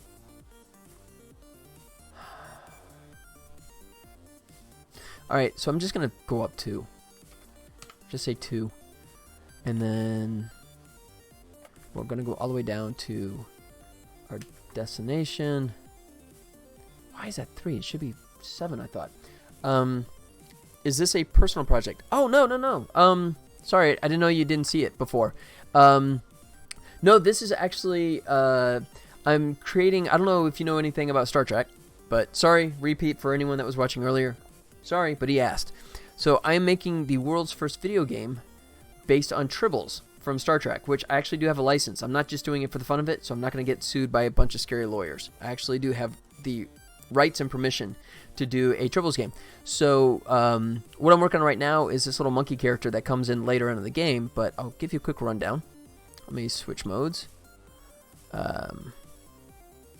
Scenes. Underground. Save in progress. There you go. So, if you know anything about Tribbles, they're cute little furry creatures, but they eat all your food. So, this guy got caught on a spaceship doing just that. So, they beam him into the center of a nearby planet, whose molten core, you can see the lava down here. The lava is actually rising. So, you're in the center of the heart of this planet, and you're basically trying to just jump up and jump your way to safety. Like so. Like this. There you go. And the little cans of food, the QTC, that's the food that you were actually eating on the ship. And when they beamed you down, you kind of got inadvertently beamed down with it. So, like that. There you go. So if you collect 10 cans and you get 1 health back, you find these little bonus rooms, and you bring in here so you get like these bonus gems. But you got to be quick, because you can actually see that the lava is going to rise up on me. So you can see it here in a second. There you go. So you can collect the gems and then move on. There's also something called Glommers, which came out of the animated Star Trek TV series. So my license reaches as far as Tribbles and Glommers, and that's all I have. I can't even call it Star Trek. I can't call... there's no Enterprise, there's no Jim, there's no Kirk, there's no Bones, Spock. So that was a Glommer. So the orange Glommer guys, they came out of the anime Star Trek show, and they were invented by Klingons, and they were genetically engineered to eat tribbles. That's the only purpose, is to eat tribbles. So there you go. Squish. Like so. Like that. Another hidden area. Squish. And then the gems come into play later on. You can actually use those to replenish your health in between levels, or you can buy power-ups that you can use for like either for, oh shoot, just took damage. Either to replenish your health or power-ups that allow you to do like a couple different things. Either like invincibility or a sonic attack, which I haven't actually integrated those yet. Those are going to be coming here in the future. But yeah. So you start here. You start in the underground caverns and all this lava stuff. And then what happens then is you progress from there into a canyon where you face off against sandworms that are also relentless. And then, whoa, slid off there. And then you go into a jungle, right, where you face off against the ape, which is what I was working on right now. And then if you get to the top of the jungle, you get inadvertently beamed back onto the spaceship that you actually started on. Just kind of comes full circle. Looks awesome. I could see people speedrunning this. And that will be the objective. I'm going to have 3 different gameplay modes. I'll have one that's going to be very casual because Star Trek appeals to a wide audience base, right? So I don't want this to be like super hardcore necessarily, but so I'll have a more casual play mode, and I'll have like an arcade mode, and I'll have a speedrunner mode where the levels are actually randomized, right? They load up, so every time you play the game is kind of different. But the speedrunner mode, what I'll probably do is lock in the levels. So that way everyone's playing with the same kind of content, and then it becomes just an absolute speedrun to see who can shave off the best time and, you know, still collect all the things, that kind of stuff. But yeah, thanks, man. This is about 5, where am I at? About 5 or 6 months in now? Yeah, 6 months feels about right.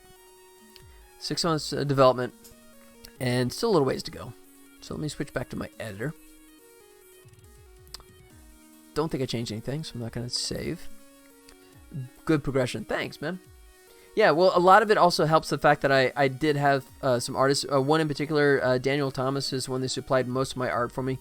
Daniel, I've had the good fortune of employing him on and off for the 10 years that I've been making games. Just insanely talented artist. Let me see if I have images. Did I bring in... shoot. I don't know if I have it here, but you know what? Here, I'll just bring it in this way. He made a progress menu for me. Images. Progress menu.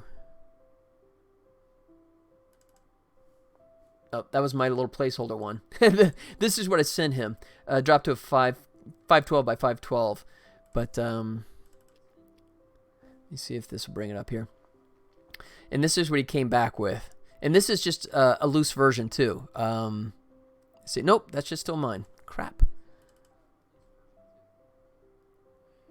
Did I still not pull it out yet? You know what? I gotta fix that. I thought I moved it over, but apparently I hadn't. There we go. That's better. This is what he came back with. I made a little quickie 3D spaceship that I sent him, and he painted over it, and then he did this amazingly beautiful planet. So, yeah, I know, isn't that insane? Isn't that beautiful? So that'll be the progress menu, right? So every time you come back, so you can imagine like 5 little dots in here to show the progression if you're in the underground, and then you move into the canyons, right? You see that, and then you move upward and you drift into the jungle. If you get to the top there, then you get inadvertently beamed back onto the spaceship, and you got 5 sections of spaceship, right? Primarily 4 sections in a kind of a boss type battle, right? So technically more like 16 actual sections with 4 in each group. But yeah, and this is his loose version too. He's actually he's been working on it for about a week and a half now to tighten it up, and I can't wait to see what the finished product looks like. But yeah, dude, you know, I wish I could employ him all the time, man. I would love to have him just like 24/7, but I hire him when I got money in the bank. You know, when I have some freelance work and I have some money in the bank, then I turn around and say, dude, go make beautiful stuff for me. If there's ever an early alpha version, well, you know what? You know, you say that, but here you go. Whoops. Let's go.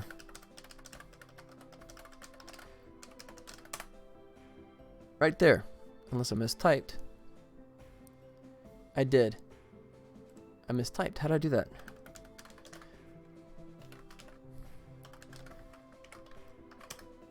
There he goes. All right. Let me try that again. There he goes.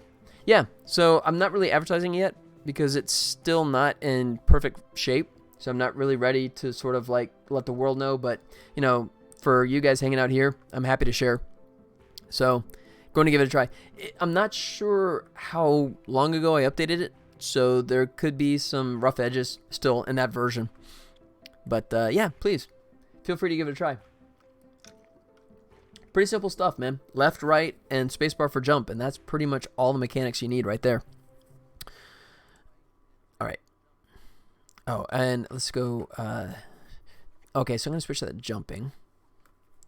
So let me come back here. One thing. Maybe I'm dumb? What? What's up? Oh, how to get started?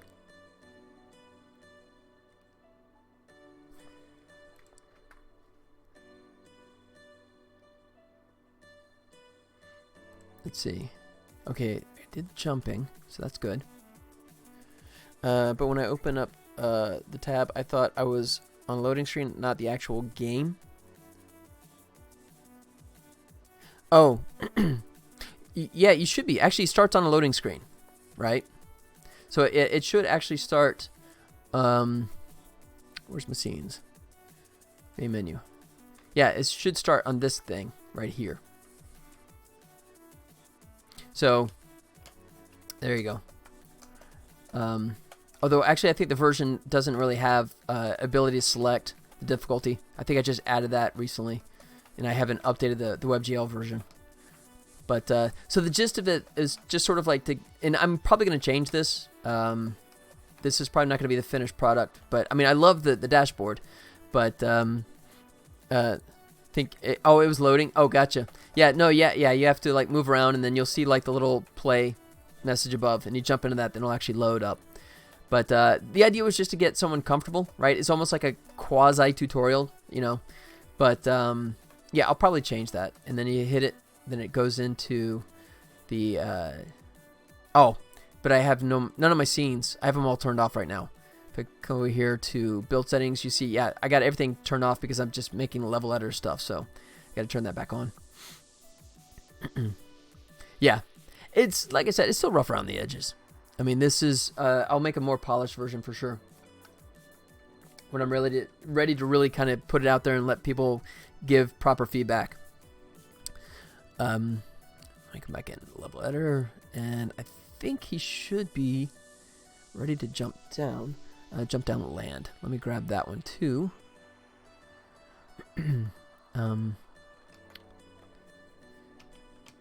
Let's see. So that's where we start.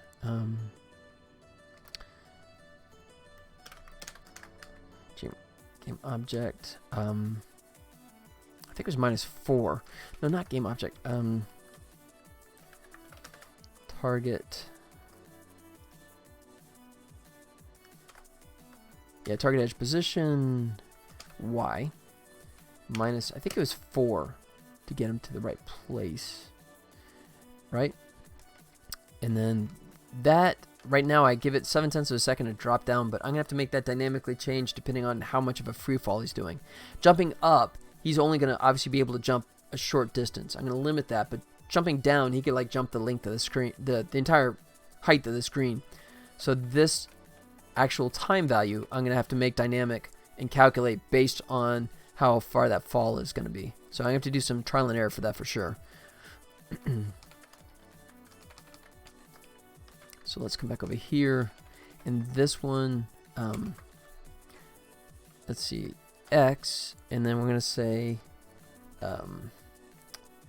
plus 3 times direction. Jump direction. Jump direction. That should get us the right amount of distance. Yeah. Oh, no, wait. Actually, that's reversed, isn't it? So, oh, that's what I did. So I did minus, didn't I? -3. Like that. All right. So, in theory, that might actually work.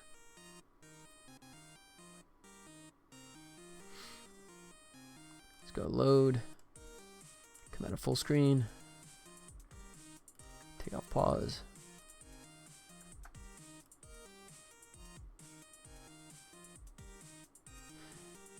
All right, and whoa! That was a bit abrupt. Shoot. Let's see. Oh, you know what? Actually, I guess you could come down that way, couldn't he? I didn't think about that. All right, so he's away from there. Let's come up. Like so. See if he... Oh, shoot. Nope, that's broken. All right, so that's not working. Game object. Oh, no, okay. Let me try it this way. Not the game object, but let's try current edge position. And because he's raised up, that actually might be enough just by himself. Alright, why do you hate that?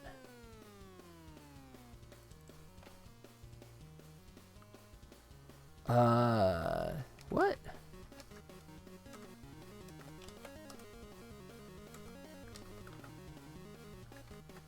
Okay, what am I missing here? Current edge position.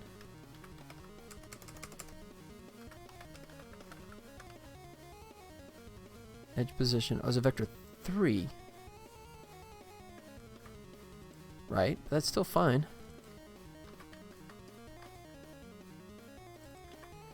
Current edge position, but it doesn't... Oh, because it's not transform. It's just a vector 3. Sorry. My fault. I'm so used to using game objects that I normally come at it that way.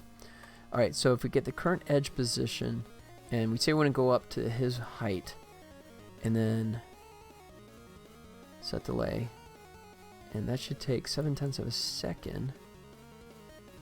That should give us -3 jump. Alright, let's try that. You know what? No, let's not actually do minus anything. Let's just do, we want the X to be the right spot. Anyway, so actually that should be correct. The controls are super easy. I like it. Thanks, man. I appreciate that. Thanks for the kudos. Yeah, I did a bit of work on that to really make sure that they played well. And it works actually equally well on mobile, believe it or not. That was my original target. There it goes. Sweet. That worked exactly like I wanted it to. So jump down. Jump down land. Where's my jump down land? He does that. Hey, DBJNR is now following. Can I just call you DB? DB Junior? Thanks, man. Thanks for the follow. Appreciate that. Thank you so much. It looks so pleased as well. What, Penny catching the frisbee? Call me DB. DB, welcome, man. Thanks for coming by, man. Thanks for the follow. How you doing? Let's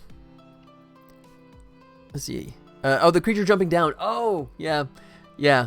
Well, it's gonna, yeah, it's cute and cuddly now until you're actually playing and he's chasing your butt down. You're gonna be not so happy about it. I'm gonna have to probably adjust it because I think right now he's gonna be too fierce, right? I think he's gonna be too good at catching you. Yeah, DB, welcome, buddy. So yeah, sorry guys, I'll do a quick repeat since DB just stopped in. Give you a quick show and tell. The quick nutshell version. I'm making the world's first video game featuring Tribbles. Did I close it? Crap. It's 1 a.m. Going to get some food quickly. At 1 a.m. you getting food? Dude, man, you got a crazy schedule. So, let me bring this up. Tribbles, Star Trek. So I'm making the world's very first video game. Oh, there it is. It's just hidden away. Featuring Tribbles from Star Trek, which I do have licensed, by the way. So I'm not going to have a bunch of lawyers coming after me, which is always a plus. You never want lawyers coming after you. But my schedule is actually disgusting. A night shift kind of stuff, or what? I've done that before, and I don't envy you. So if you know anything about Tribbles, they're cute little furry creatures, but they have a terrible tendency of eating all the food they find. And you play as a Tribble that had that same situation. So he gets caught in a spaceship eating the food, and they beam him, along with the food, into the core of a planet as punishment, whose molten core is actually rising. So you get to play as the cute little furry Tribble, and you're just basically trying to climb your way up to safety and save yourself. So you start in this underground cavern like this, and there's like 4 sections in this area, and if you can clear all these and get to the top, then you actually progress on to the next section, which is a canyon where you face off against sandworms. But down here, you're going to find these little orange guys. They're called Glommers, and they actually came out of the animated Star Trek TV series. So my license is limited to only Tribbles and Glommers. That's all I actually have the rights to, unfortunately. There you go. And if you look closely, you can find these little hidden areas that give you these bonus rooms where you can collect a bunch of gems. And the gems come into play in between rounds. You can use the gems to replenish your health or get power-ups, which I have not actually implemented power-ups yet. What you're seeing here is about, where am I at? About 5 or 6 months in development time. So I still got a long way to go. So, this guy, Squish. Yeah, you don't want to take damage. Another bonus room. So, I have like 3 different bonus rooms. I'm going to probably add a few more just so they can, keep it fresh so you're not doing the same bonus rooms over and over again. Oh, shoot. And I'm looking away and I'm not paying attention, and I take damage as a result. Like so. Alright. And there's 8 of these little modular sections, and when you get to the top of the 8th one, then you get the little, kind of the bonus menu system allows you to replenish your health, which I'm going to be doing here in a second since I took a hit. Oh, I took 2 hits. Clumsy. That was bad. Where am I at? Alright. Oh, and if you collect 10 cans of food, which I'm going to get 9, I'm going to be short, you could actually get a free health. But in this case, I can buy, but I don't have enough to replenish both hearts. But that is the game in a nutshell. It's going to be coming out on mobile, PC, as well as console. Working on a couple of avenues there. I got one secured and working on a couple others. So, there you go. So, DB, man, tell me about yourself, man. You game developer yourself, or you just hanging out, or what? So let me switch back in my level editor. I didn't change anything. So now I'm working, as I said, you start in the underground, you go into canyon with sandworms, and then if you get past that, you go into a jungle. And in this case, you face off against these little monkey creatures. So I'm in the process of actually working on him right now. I did a bunch of animation for him. I'm just trying to integrate him into the game now. One sec here. Alright. So I think he was working okay. Oh yeah, I just need to follow up. Once he lands, I need to make him do something else. So once he, let's see. Copy all of that. It's going to be nice and redundant. Like that. Put that down there, and that should allow him to turn around and go back to work. Gonna call it a night. Thanks for streaming. Thanks for hanging out, man. Johnny, man. Appreciate it. Thanks for coming around, man. Hope you can make it out next Friday. I will be here again, working away next Friday.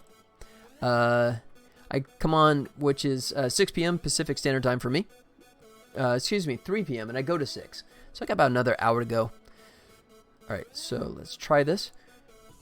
Excuse me. So he's following this. Oh, let me load in the background. There he goes. So let's come up here.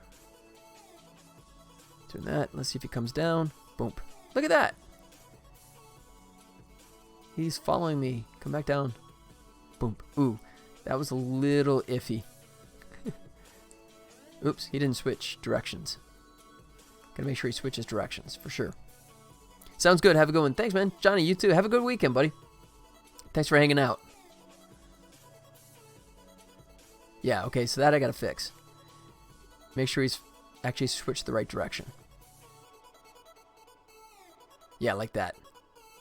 Okay, let me fix that right now, because that's bugging the crap out of me.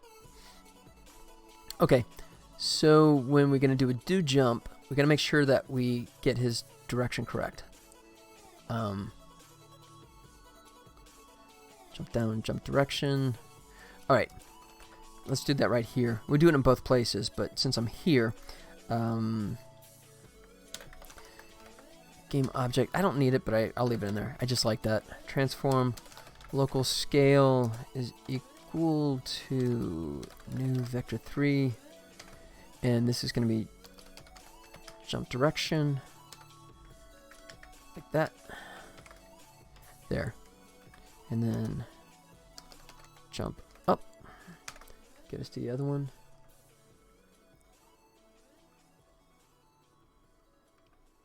Oh, shoot. There we go. There. Good. So that should prevent it from jumping backwards, which was looking kind of funky there. Load in the level. Move him around. So the green square kind of represent the player, of course. Yeah, there it goes. Oops. Boom. He's got to climb up before he can jump back down. I forgot about that. Nice. Boom. Boom. Yeah.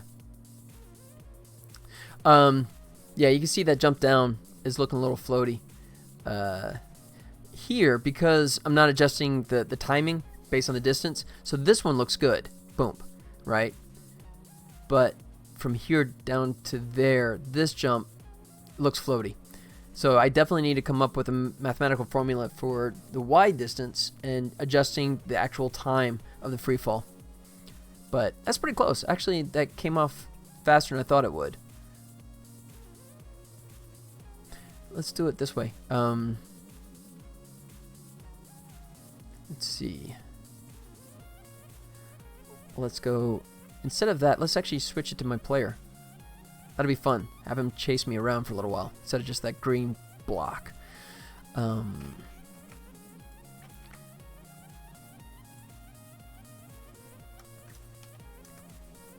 Alright. So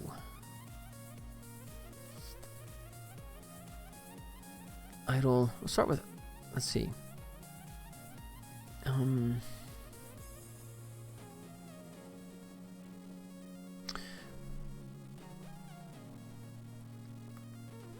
Okay, I think here's what we'll do. We'll say start routine, find player. Alright, so this stuff I can actually nuke. I feel confident that I've updated this all correctly. So this older version, I can just destroy all that. Alright. All of it. There it goes. Alright, so do a enumerator. Sounds good. Have a good one. Johnny, thanks, man. Oh, that's that popped up. Thought that was a new message. Just traveling back in time and reading it for the first time. That's my excuse. Numerator. Find player. Find player, like so. Okay. So let's do this. Let's go. Game. No. Object. Player. Well, player equals null. Let's go. Player is equal to game object find.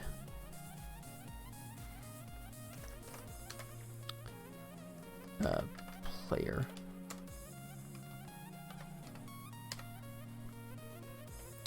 All right, and yield. Return new weight Whoops, not while. Wait for...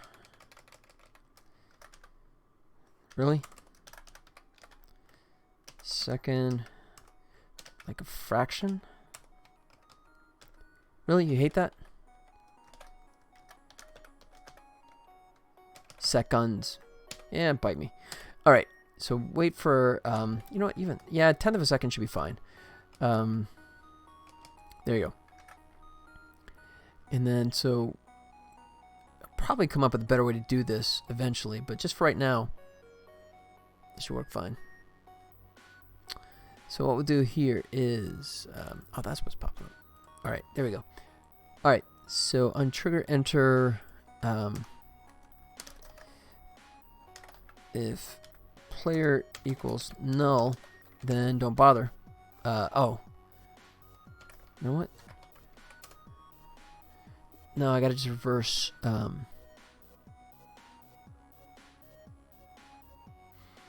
edge. It's running. Okay, so...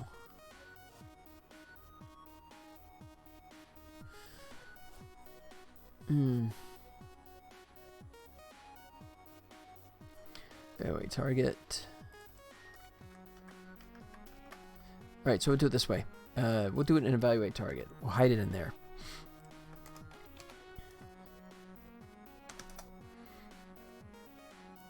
So if the player is still equal to nothing, then we're just going to throw back a bogus value of ourselves. We'll just say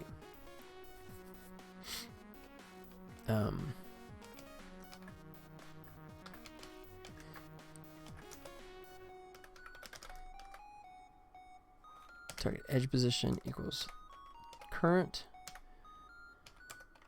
and target edge equals current edge. There. Good. So that way it's just, it won't error out. Oh, I gotta do this. Return. So while it's still trying to find the player, it'll just ping pong. Let me make sure that's correct.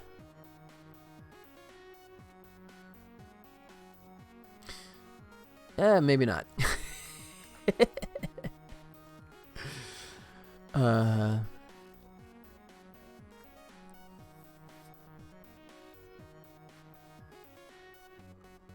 Huh.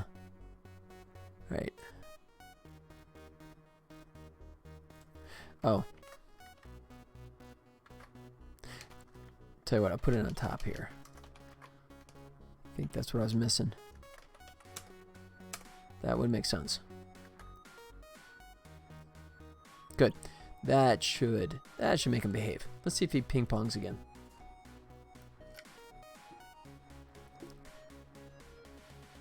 Nope. He just went right through it. Crap.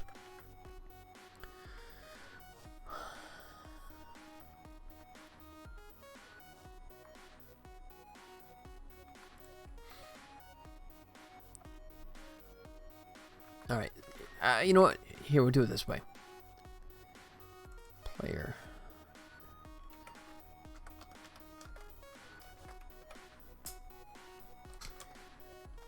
Go serialize. We'll feed it the green square in the short run, and then have it look for the player, so it'll switch over once the player becomes available. That should work. So expand them. Player object. So now he has something to start with, and when the player shows up, it'll actually switch to that. Let's see.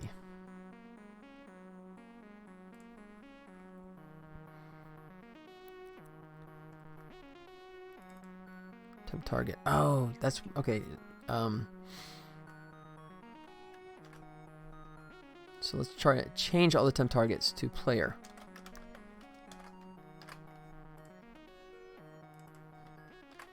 I know I could do a replace, but I'm always cautious to make sure that I'm not screwing something else up. So only those two spots. So now he should ping pong.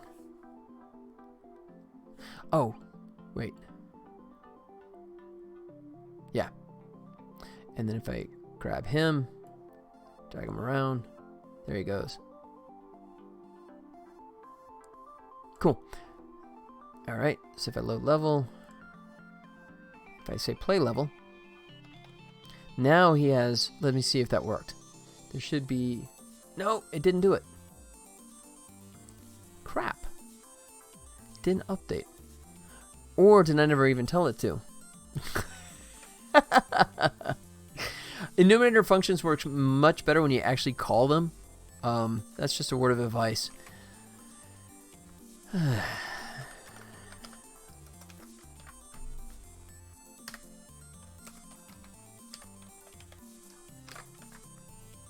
There.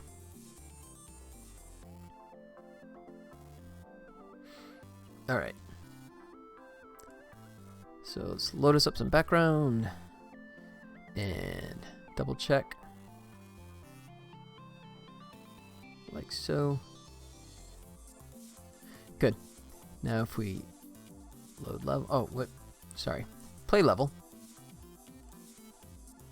And double check. No, it still didn't do it. Oh, wait. Because it's not null anymore, of course. I gotta change that. I can't do the null anymore. Let me get rid of this code. This is all killable. Because we're doing that, evaluate target, it's done down below, and we know that works. So, while player name, let's see.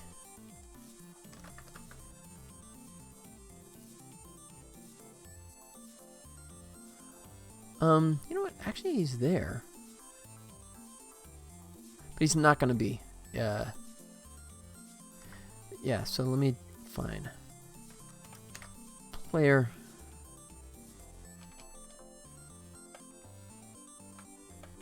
is not equal to player. Keep searching. There. And because the player is present but disabled, he shouldn't find him. Oh, I didn't mean to maximize. Jerk. Yeah.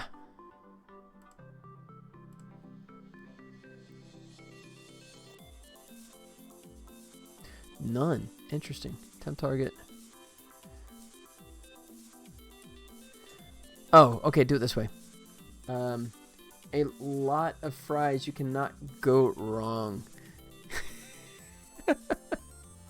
Okay. A lot of fries? You're just talking about french fries? I do agree with that sentiment, by the way.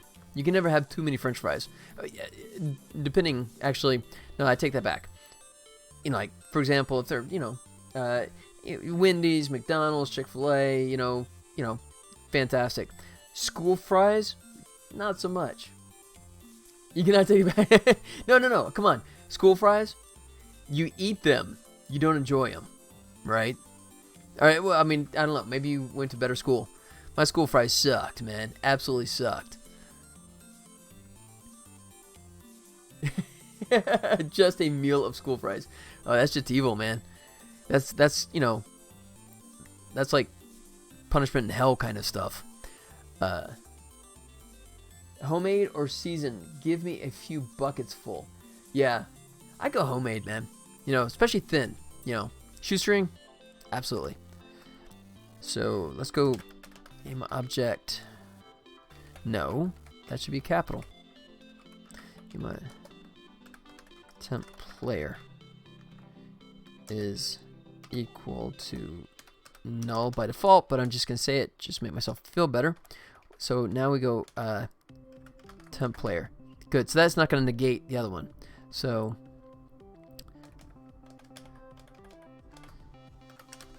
temp player, find player, and once it actually finds it, then it's gonna drop out, and then it'll say player is equal to temp player. There. So now it's gonna hold on to the temp green square until the player shows up, and then it should switch over to the actual player. Alright. So yeah, he's fine with that. Let's load level. What did I not like?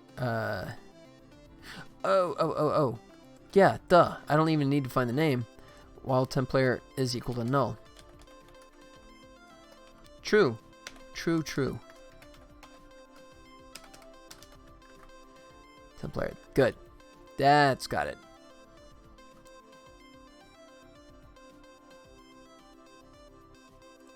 So let's load that. And we say play level. Now we should see the ape looking for the player. Sweet. So now if we go full screen.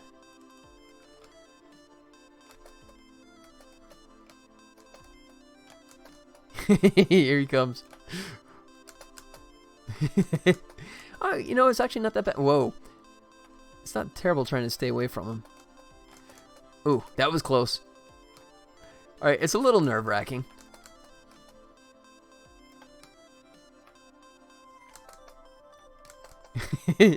Oh, crap. Oh, hey, you missed me. Nice. I guess because I was still in the jumping range. Oh, crap. Hey, here you go, buddy. Now get me.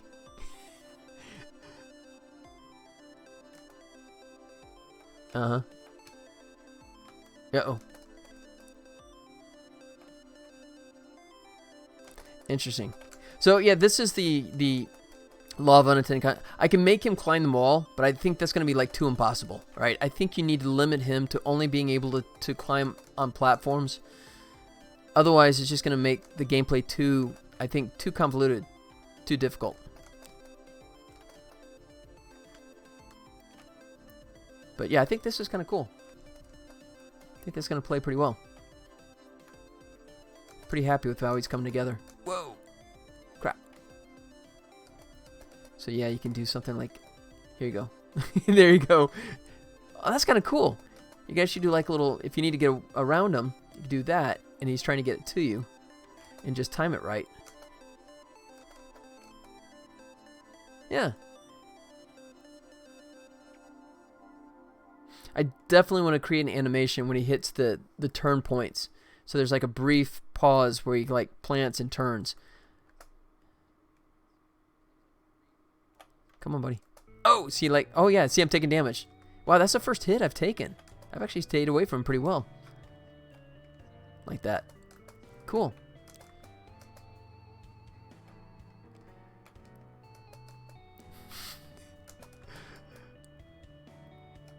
Alright, I might have to reduce that search range. So 5. I think I have it like if it's above or below 5, but I think I'm gonna change that. Alright. Evaluate target. Yeah, 5. I'm gonna change that significantly. Because right now that's almost like an unfair advantage. I'm gonna drop that to half, 2.5. Yeah, so either direction, that's going to be enough.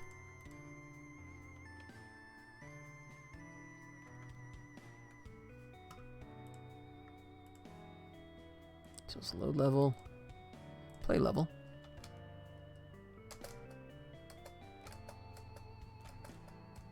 Whoa, yeah.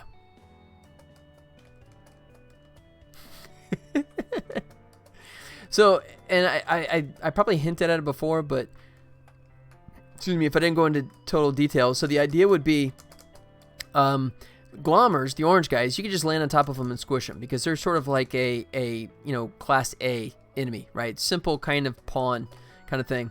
Sandworms, they're tougher because they have spikes, so you can only hit them when they're turning around. These guys, they're always going to be like doing you damage, right? You cannot attack these guys at any point when they're moving around. The only time you'll be able to stop them is I have these little Venus flytrap creatures, and if this guy runs into one, it'll like grab onto him for a second, and when he's trapped in there, you can actually land on top of him and like hit him in the head, and that'll make the Venus flytrap kind of alien creature eat him whole. So that's the only way you can actually totally stop an alien ape. That's what I'm thinking. But look at that, man. He's behaving pretty well. Oh, wow. He definitely... Look at that. Yep. Right there in between. Yeah, I'm good with that. That's actually fine. Cool. Behaving nicely. Not bad for a couple hours just adding the code to him and getting him to behave, so I'm pretty happy with that. Alright. Where are we at? I'm going to duck out for another little quick restroom break, but I'll come back and do a few more minutes. I'm going to go to 6 o'clock my time, so about, what, another 40 minutes? Yeah, I'm not actually sure what else I can plug in, because that's kind of what I had on my to-do list today. I guess I can start trying to implement the Venus flytrap creature. I can do that. Alright, let me think on that, do a quick restroom break, and I'll come right back. Hang tight.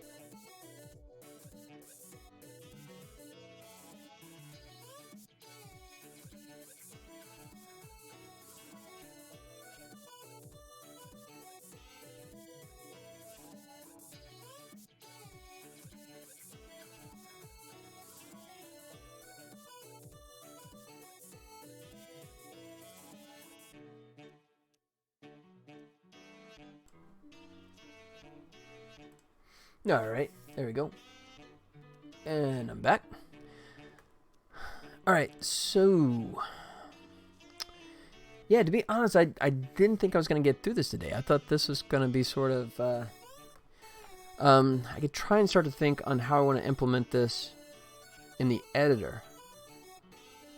Because that one's going to be kind of tricky. You know what, I'm going to hold off because I don't even have the button set up yet for the jungle. So I don't think I'm going to go that ambitious right now. So I guess what I should do is actually just look at adding the old Venus flytrap kind of thing. Yeah, let's try that. So we'll take the ape out of action for a little while. And actually attempt target, I'm going to take him out as well. And all these guys, I'm going to leave them, of course, but I'm going to turn off their sprite render so they're not taking up space there. Oh, you know what? Let me double check that. When you turn off sprite renders, it seems like sometimes the box collider likes to misbehave. Let's see if that's the case here. Temp target. Load. Let's see if he ping pongs or if he just takes off. No, he does. Okay. Maybe I'm just smoking crack. Maybe that wasn't a problem. But it seemed like before I had a situation where if you shut down the sprite renderer, it would actually make the collider not behave. Let's see. Yeah. Whoa!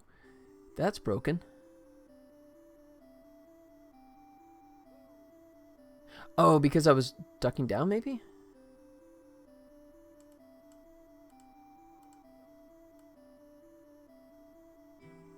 That's... Oh, look at that. It did it again. Alright. So something is not working correctly there, of course. It's an interesting find. Let's see. Evaluate target. So... let's go there, because this is where we're doing that.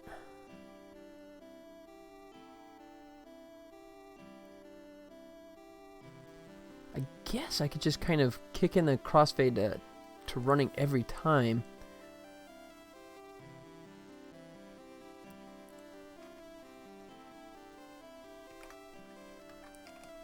What the heck? And just... yeah. And then update status if necessary. So... the only thing is that it'll mean every time he hits, it'll start that cycle, so it might be a little repetitive. Let's see. Is that the only place I'm firing that up? Yep, it is. Okay, let's see if that addresses that.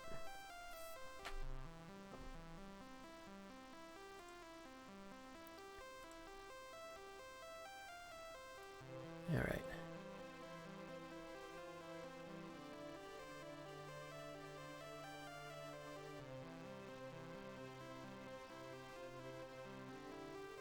Okay.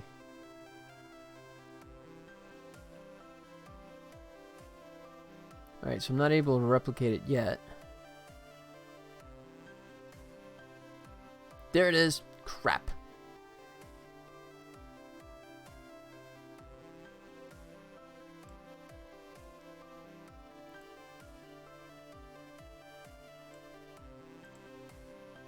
Alright, so why is he breaking?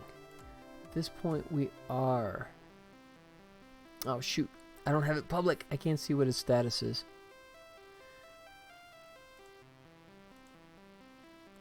How about now? Jumping.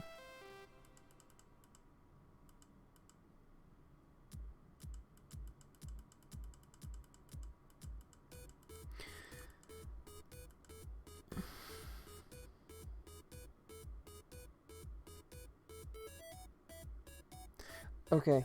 Let's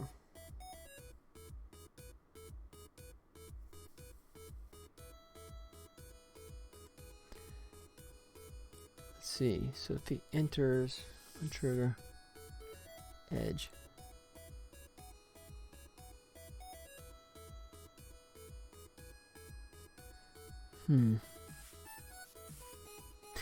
Oh, wait. I know. Because I'm not giving enough time to actually finish the landing, I think, maybe. Jump down, land. Yeah. So I gotta delay this. Jump down, end. Let me figure out how many frames that is. Yeah, good. Okay. That's gotta be it. So what I think what's happening is that I have two animation calls that are kind of stepping on each other's toes. So I need to do the enemy check after that animation truly finishes. So I could do it one of two ways. I can either do it by a time delay check, or I could actually just put it on the animation and call it I think that's gonna be cleaner. Animation. So we go jump down end. There. Alright, and he's on that, so let's go. So we go void down completed. And then we evaluate. That should prevent him from ice skating like he was doing there. Yeah. So, oh. There he goes. Let me switch this back to normal. Oh, did you not give me, what the heck? There it goes. Jump down completed. Sweet. Alright. That should fix it. Control S. Alright. Let's load some background. And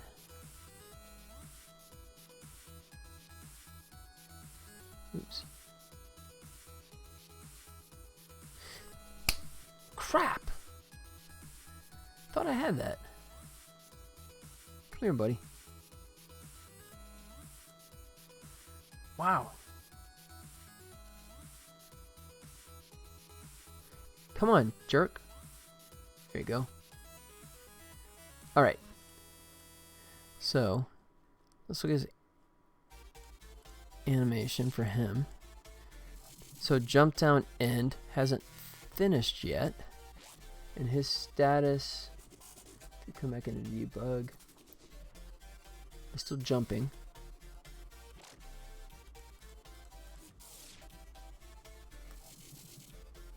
Down end. Alright, so then what do? We switch to running, but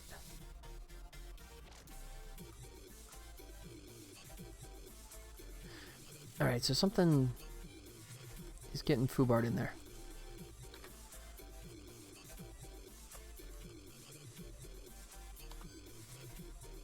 Okay.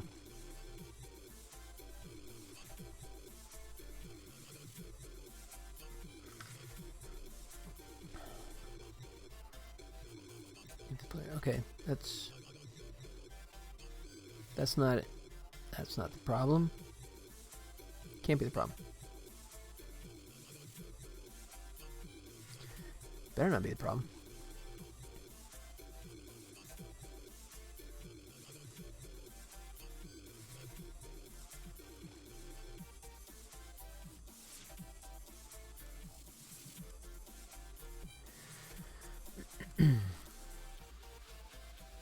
No, temp target, so that's still legit.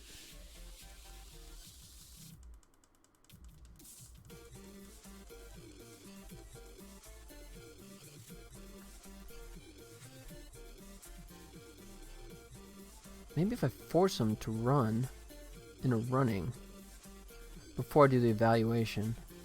No, that's bad. That's a bad idea.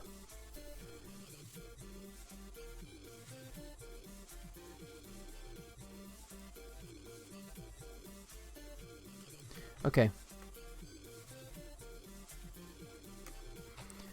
It's gotta be this code right here that's going screwy, but I gotta figure out why. So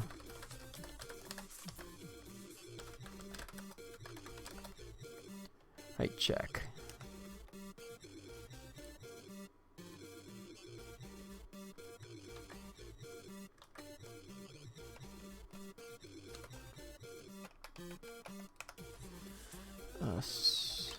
Space out player is absolute value. Okay, yeah, that's good. All right, so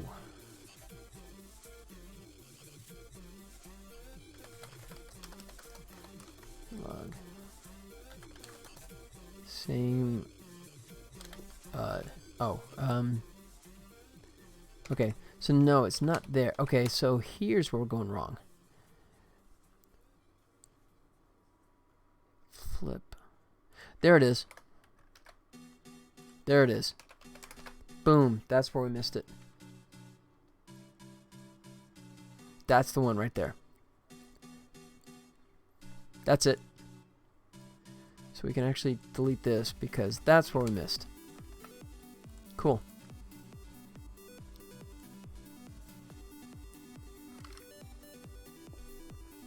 Yep, makes sense. He was outside the range, so he could not jump up.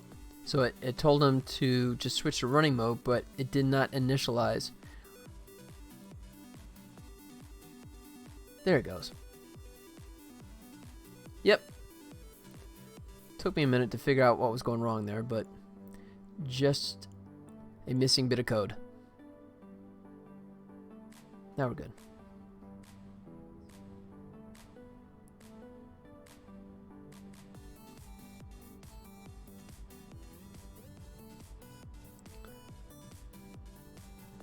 Let's see. I kind of like that. Okay, so what I just noticed is a slight difference here. So actually that was, yeah, the jump down. So when I do a jump down, he lands and there's just a brief pause, but right now the jump up, it's instantaneous, right? As soon as he finishes climbing up, he instantly goes into the jump, but I like that pregnant pause. Excuse me. So I think what I might do is kind of the same thing I did with the jump down, is the finishing and the jump up, is add a call to that. So right now, let's see, jump up, jump to edge, jump land. There. So it's this bad boy right here.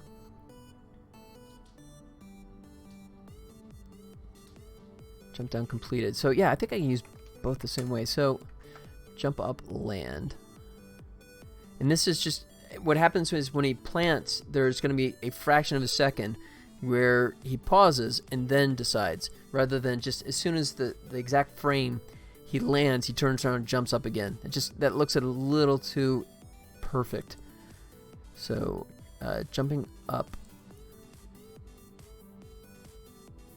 and okay. And arc? Is that correct? Nope. So then jump, land. Oh, it's climb. It's jump up, climb edge is where I actually have that whole sequence.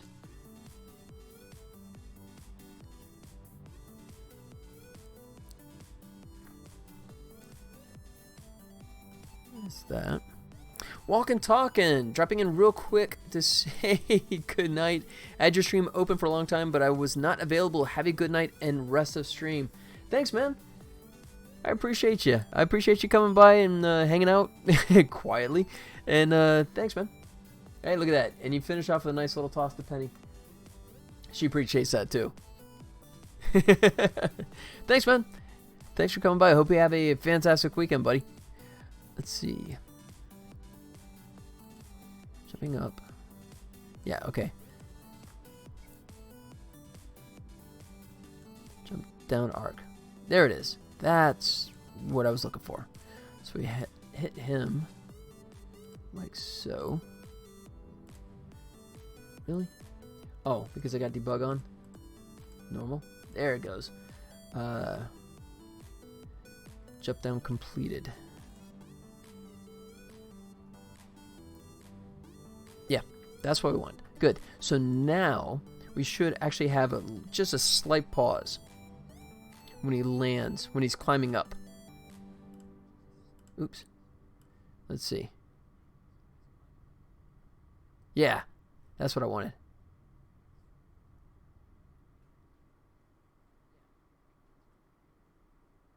It's subtle, but there's just a slight pregnant pause. I like that, because before it was literally the exact same frame where you turn around and jump. Yeah, I like that. Much prettier.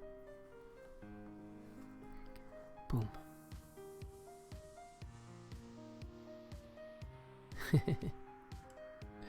Alright. I'm going to play with it again. I'm going to turn off the temp target. He's trying to get to me now, but he's limited to, he can only go to the...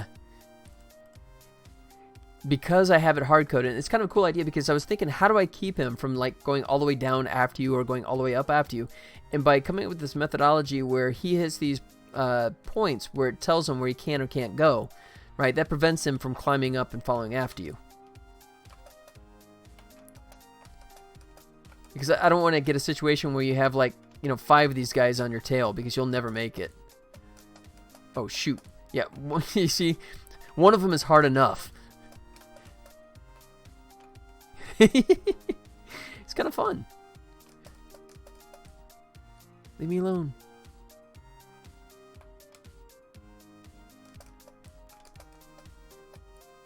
There he goes. Boom. Right.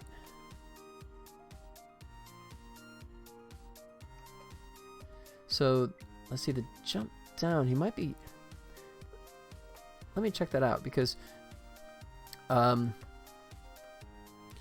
Yeah, I guess he's, oh shoot, it's an accelerated kind of thing, which looks good if there's room, but if it's a situation like that where it looks like he's going to hit his head, kind of looks wrong. Trying to think, because I like having the sine wave ease out, but it makes him accelerate really fast. I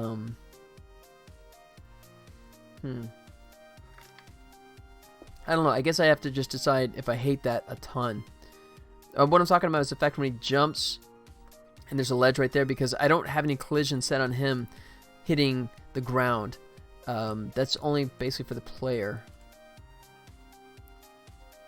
So play level.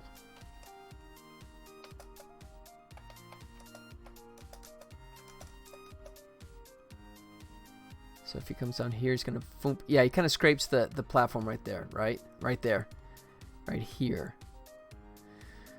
I mean, we could just sort of like say, you know what? It's a video game. You know? This isn't a documentary. Because I need him... I guess I could reduce the amount of Y he's jumping up. Maybe let me try that to begin with, because I was guessing that anyways, but that may be just a bit excessive. So so he was jumping all the way up to that one. So let's Y -1. Let's see if that diminishes it a bit. I know it's kind of a nitpicky thing, but it's just kind of finished for the day, and I don't want to start a new task, so kind of fixate on this for a second. Oh crap, leave me alone. Good thing I have unlimited health here, otherwise I would die very quickly. That's better. He's still, yeah, he's still scraping. Actually, it looks about the same, doesn't it?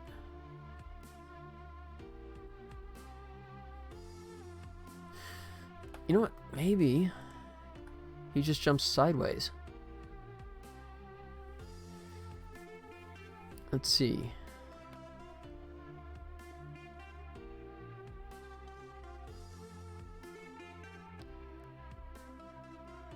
I wonder. Alright, so experiment. So if we do is ease out and in.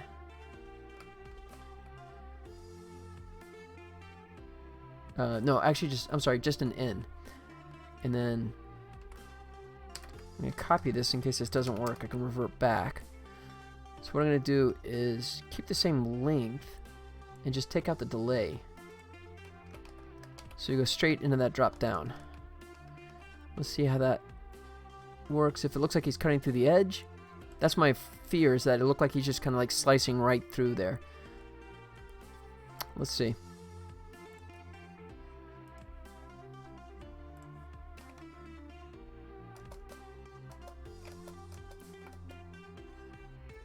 Yeah, that's terrible. Yeah, he needs to come up at least a little bit.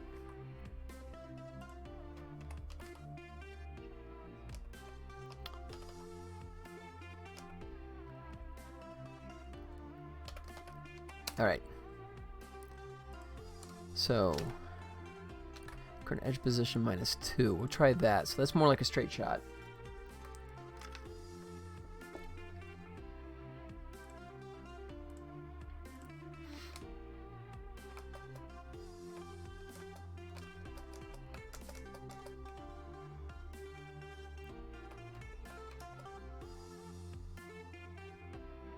All right, so it's a lot less now. It's more like it's just kind of his hair scraping it. I mean, it's gonna happen if it's, you know, like a piece here anyways, I think.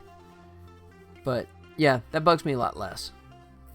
I think what bugs me more now is the amount of time, right? I talked about this earlier. I need to create a judgment on the distance, the wide drop distance, and let that adjust how long we let that drop actually take place. So I think I'll try and fix that right now. Be the last thing I tweak, I think. So what I'm saying is, like, so the jump up here. Whoops, jerk. Come back up here. What are you doing? Come here, buddy. There he goes. You're just starting to piss me off now. Because there's that little pregnant pause. Really? There. So that jump down, that felt like a good normal speed, right? But this one, oops. There. See, that's real floaty. All right. So, tell you what, let's figure out what those distances are.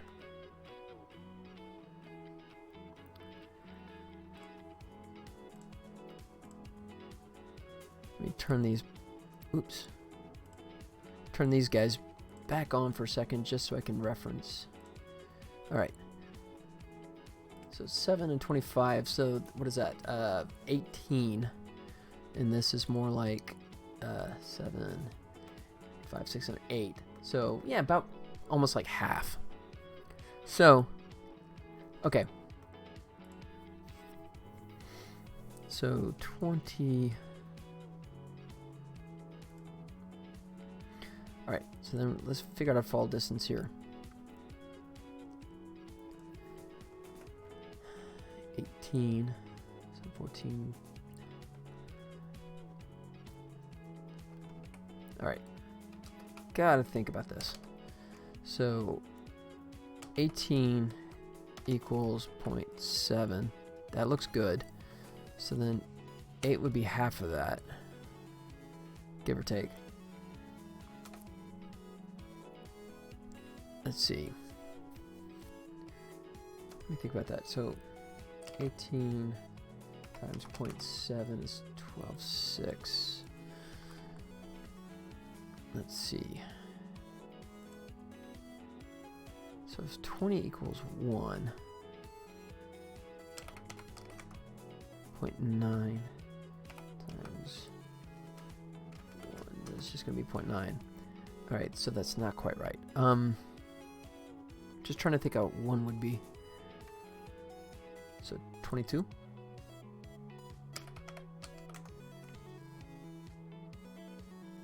No. 24. So 18 divided by 24 is 0.75. We're getting closer. 25.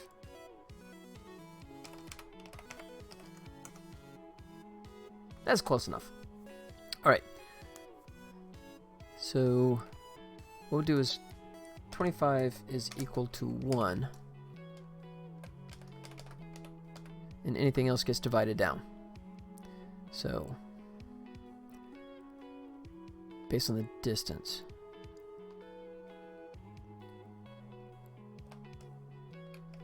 So here's how we do this. We say this jump down. So current edge y minus target edge y. And that gives us, in this case, like the big jump is 18, right? Okay, I don't want to approach this.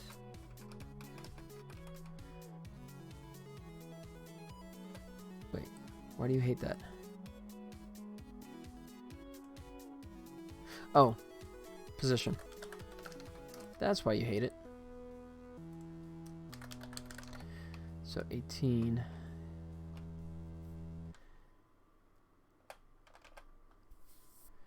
Let's see, 18 divided by 25. Yeah, there it is. And we just do 25. So 25 would be the value of 1. So 25, then it'd be 1 full second. And if it's like longer than that, that would go over 1 second. So that little magic math right there, in theory, that should snap the time on each one of these. I think, okay, now I need to adjust this bad boy as well. Okay. So float jump time is equal to, because I'm going to use it in X, there's no reason to calculate this stupid thing twice.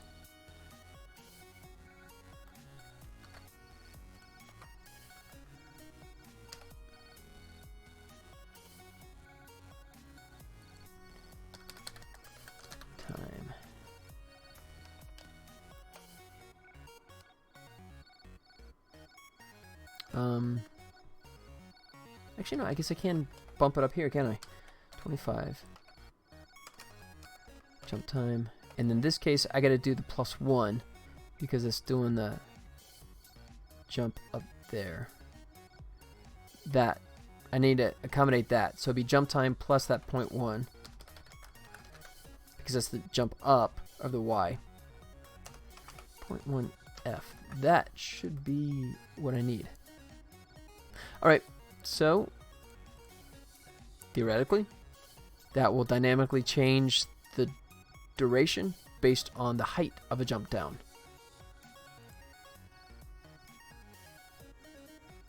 I don't have to worry about jump up because I kind of limit that artificially by where he can jump up to. If somebody made a level and they made it so he could jump all the way up, then it would break it. So, but I don't want to do that. I want to make sure that he can't jump that height, because that's kind of going to make it really impossible, I think, to build levels. Alright, so let's see if this works.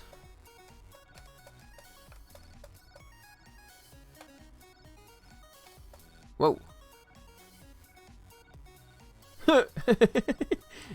Not quite as I intended. It's a little peppy. Alright, what happens if he comes all the way up here?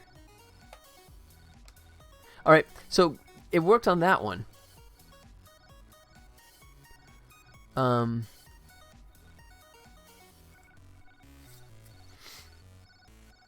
Oh, because I forgot this. I didn't change this, did I? Crap. That's why. Jump time plus 0.1F. Yep, I forgot to change him. But that did look kind of fast. So I might have to still tweak this, because that was pretty darn peppy. You've had enough fries. You didn't tell me what kind they were, man. Were they homemade or are they from somewhere else? What kind of fries? See, now I'm hungry. Nice work.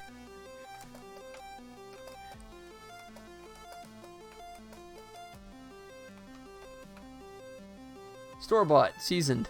Nice.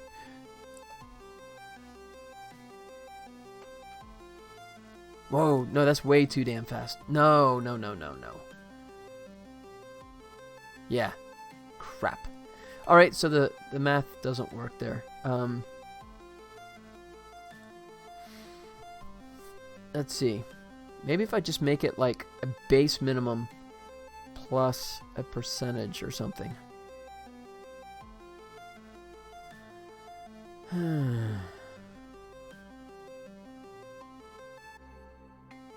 Alright, you know what? I'm going to hard code this for a second and figure out what that jump time should actually be. So that was too slow. So let's try 0.5.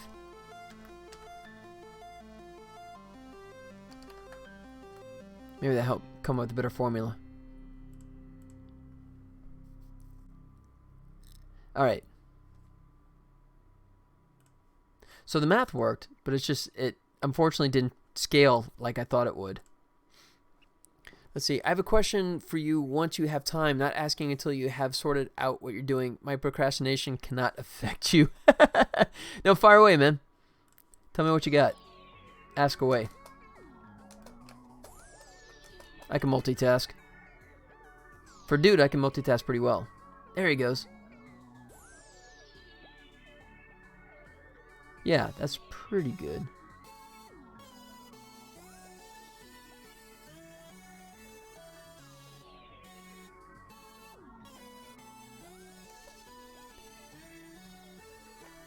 Actually, I think I want to slow it down a little bit more than that. So, 0.6.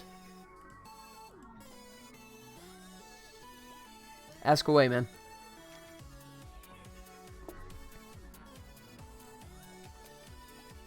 Oh, shoot. Distracted myself that time. Level. Play.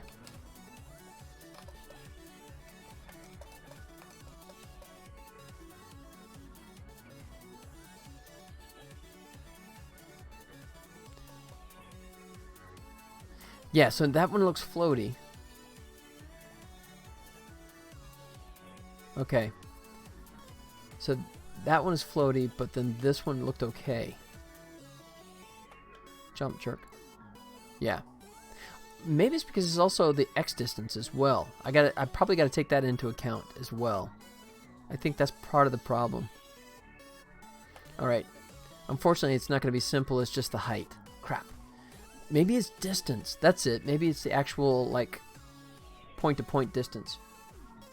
Well, I have a stretched cube with the mesh renderer. I'm trying to find a random position within the box and spawn a sphere. Okay.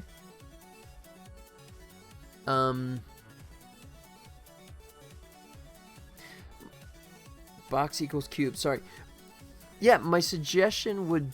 The simplest way, the way I would do it, and this is not the right way, but this is the way I would do it, is I would add a null or an empty game object parented to the cube like this. Let me go 3D for a second. Right? So if we go game object, 3D object cube, let me scale them up here. There. So we got our big old cube, right? So then, let's do it this way. Let's make him 30 by 30 by 30, just for simplicity's sake. And then I go game object create empty, and I take this empty game object and parent him to the cube, right? So now what I would do is, so here, no matter which way you rotate the cube, right, you can always, because this guy is, make him local, because he is in the center, well, he should be. Let me do that. Let me make sure he's actually centered, right? So then go 1, 1, 1. There. So now the beauty of this is that no matter what I do, just as long as I always type in 30, 30, 30, right? Or less, right? So if I go like 20, 10, 5. Whoops. Uh-oh. Oh, because he scaled. I forgot about that. Okay. So it would have to be a fraction of 30. So let me make life easier on myself. Let's do it this way. 100, 100, 100. Or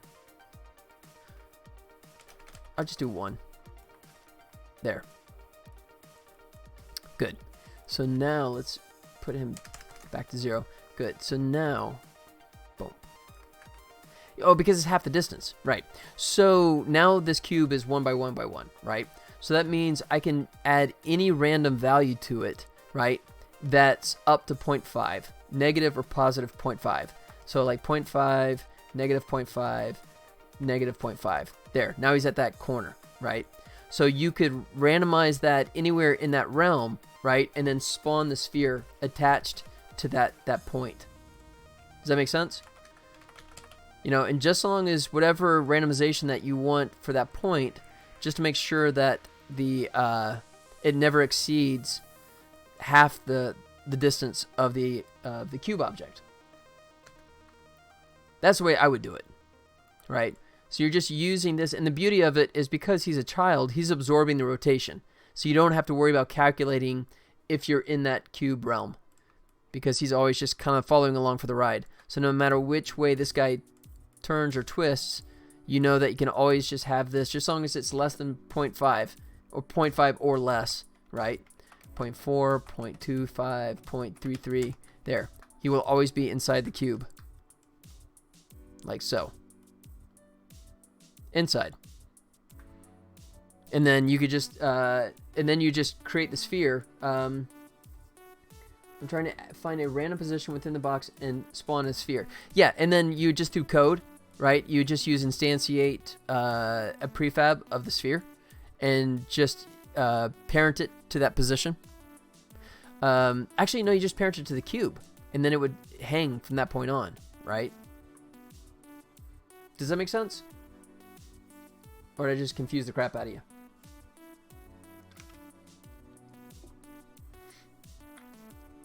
Stunned into silence. I have that effect.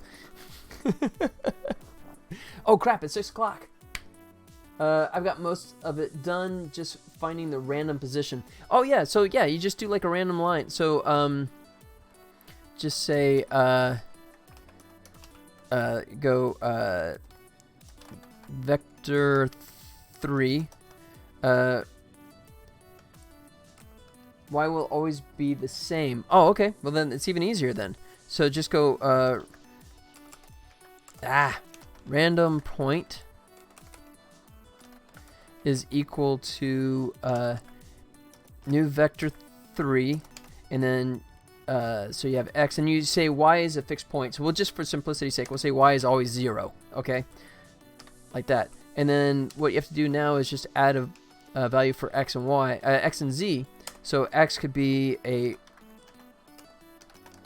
I cannot type, random range, and you want to use float. Just make sure that it actually incorporates the entire range. So our box was 1. Half of that distance is negative, or 0.5. So you say negative 0.5 to 0.5 f there, and same for here. Random range, same thing, negative 0.5 f 0.5 there. Oops, f. I always forget the f. Yeah, so that would add that point, right, to anywhere in that cube. Because that point is parented to that cube, it always would hang in the right spot, right, no matter which way it's rotating. And that point, then you could, you know, adjust it and then generate that sphere. And what I would do is position it where that point is and then parent it to the cube. So if the cube moves, that sphere will actually stay glued to it as it goes along. How about that? Does that make sense? Anyone? Anyone? Bueller? Bueller, anyone? Let me know. The cube won't always be at the same place on the map. It will be at one place and then another place on the other map. I got the cube game code in code and was trying to get the bounds. Okay. But, so, I mean, when you generate the sphere, do you want the sphere to actually just stay where it pops? Or do you want the sphere to follow along when the cube moves? That's what I'm trying to get clarified. Because, you know, like I said, this would give you this random point if you have this guy, right? One sec. I can get a GIF video. Okay. Because this would always, you know, with that randomization right in here, right? If you assign this random value, right, to that point, it will always be inside that box, no matter where that box travels to, right? Like so. You can see how the point is traveling with it. And then once you generate that sphere, if you want the sphere to stay with the box, then you just parent it to the box. If you don't want it, then you just let it get generated and let the box move on and let the sphere stay behind. All right. Gotta go fast, though. I got a heart out. I got to go do a bunch of stuff and get out the door here in the next couple minutes. So, GIF fast if you can.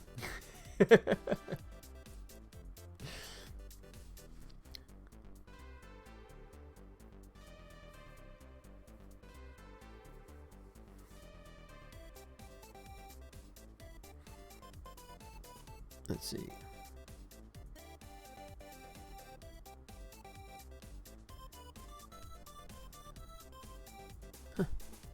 But what if the box position is at, say, that's fine, because this point inside of it is parented to it, right?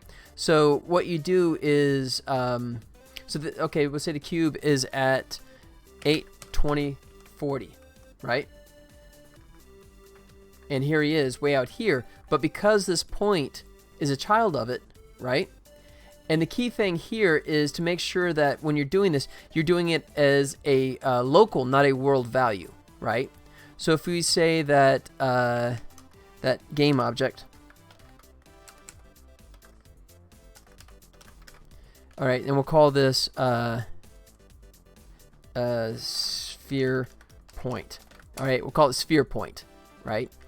So we say game object sphere point.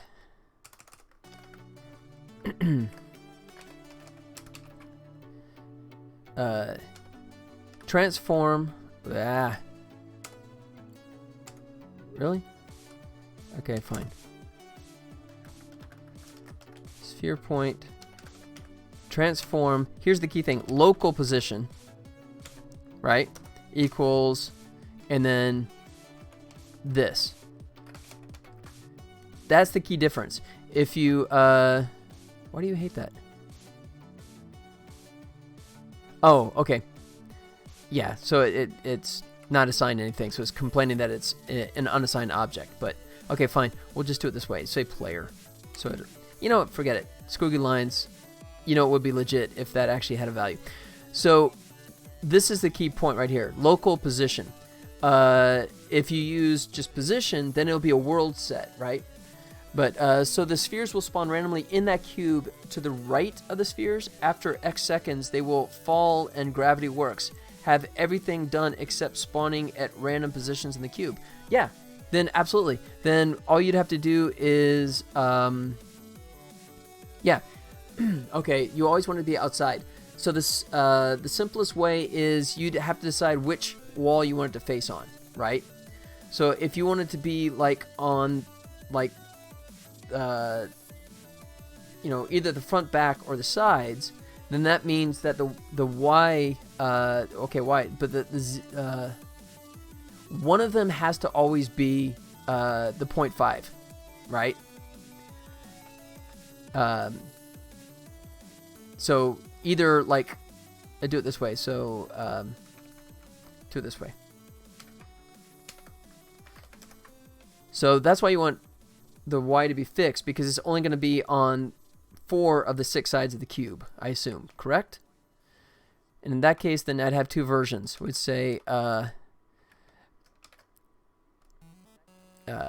you want it on the front wall,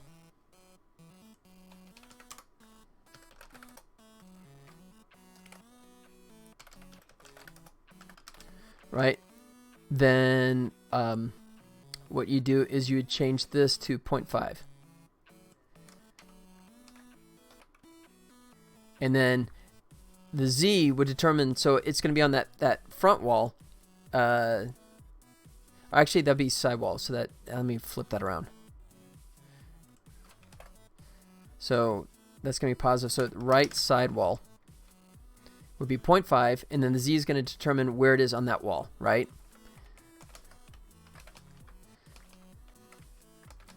Left wall would be negative 0.5. And then front wall would be the reverse. So in this case, like this, 0.5 F, and then back wall would be negative. There. Like so. What about the top also? Oh, well, you said you wanted Y to be fixed. So I thought that was, in that case, you'd have to do 2 new sets, right? So you just go, let's see. So it's, yeah. Yeah. So in that case, yeah, if that's the case, then all of these, you could have a random value for y for any one of these, right? Only one of the values has to be set in stone to the edge, right? So if you want it on the top and bottom, then the y has to be the one that gets the fixed value. So in this case, it'd be like this. Copy. This is top wall. So that'd be +5. There. And then bottom wall. That'd be -5. There. There it is. So I hope that makes sense. But so right wall, right, one of these has to have the fixed value. That is the distance in that wall. And because we made that cube 1 by 1 by 1, that means the half distance would be 0.5, right?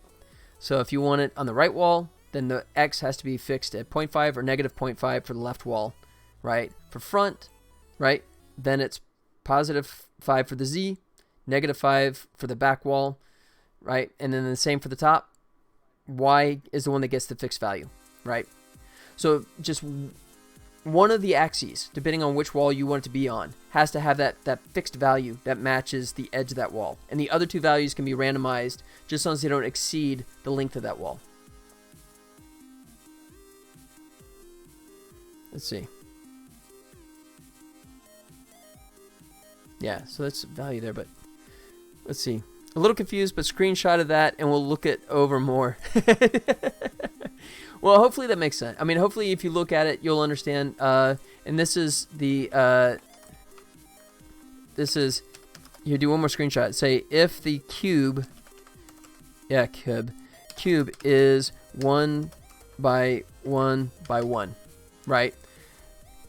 Excuse me. So if the cube was 10 by 10 by 10, then these values would go from 0.5 to actually 5, right? Because it's half the distance of each cube length. So yeah, grab that and just play with it, and that should make sense. What if the cube was -716? It's half. Yeah, exactly. So in that case, it'd be what, 358, right? So if the cube is 716, then half of that is 300. What did I say? 358, right? So either positive or negative. Oh, 716. But that's the position of the cube, not the or is that the scale? Oh, you're saying the scale of the cube is -7? Although you probably want to be 7, but is that position or scale? If it's scale, then scale is stretch. So then 7 would be 3.5, right? 1 would be the 0.5 like you see here, and then the 6 would be it would be 3, right? So it's just half of those values. So it's -3.5, not negative, just 3.5, 0.5, and then 3. Wait. Okay, go fast, buddy. I gotta head out.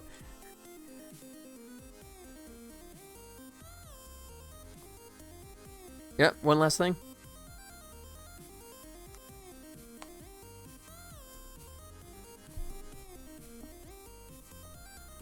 How do I know where the position is? It doesn't matter, because that was the whole idea, because this guy, right, our little positioner, is always going to be inside, he's going to child of the cube, right?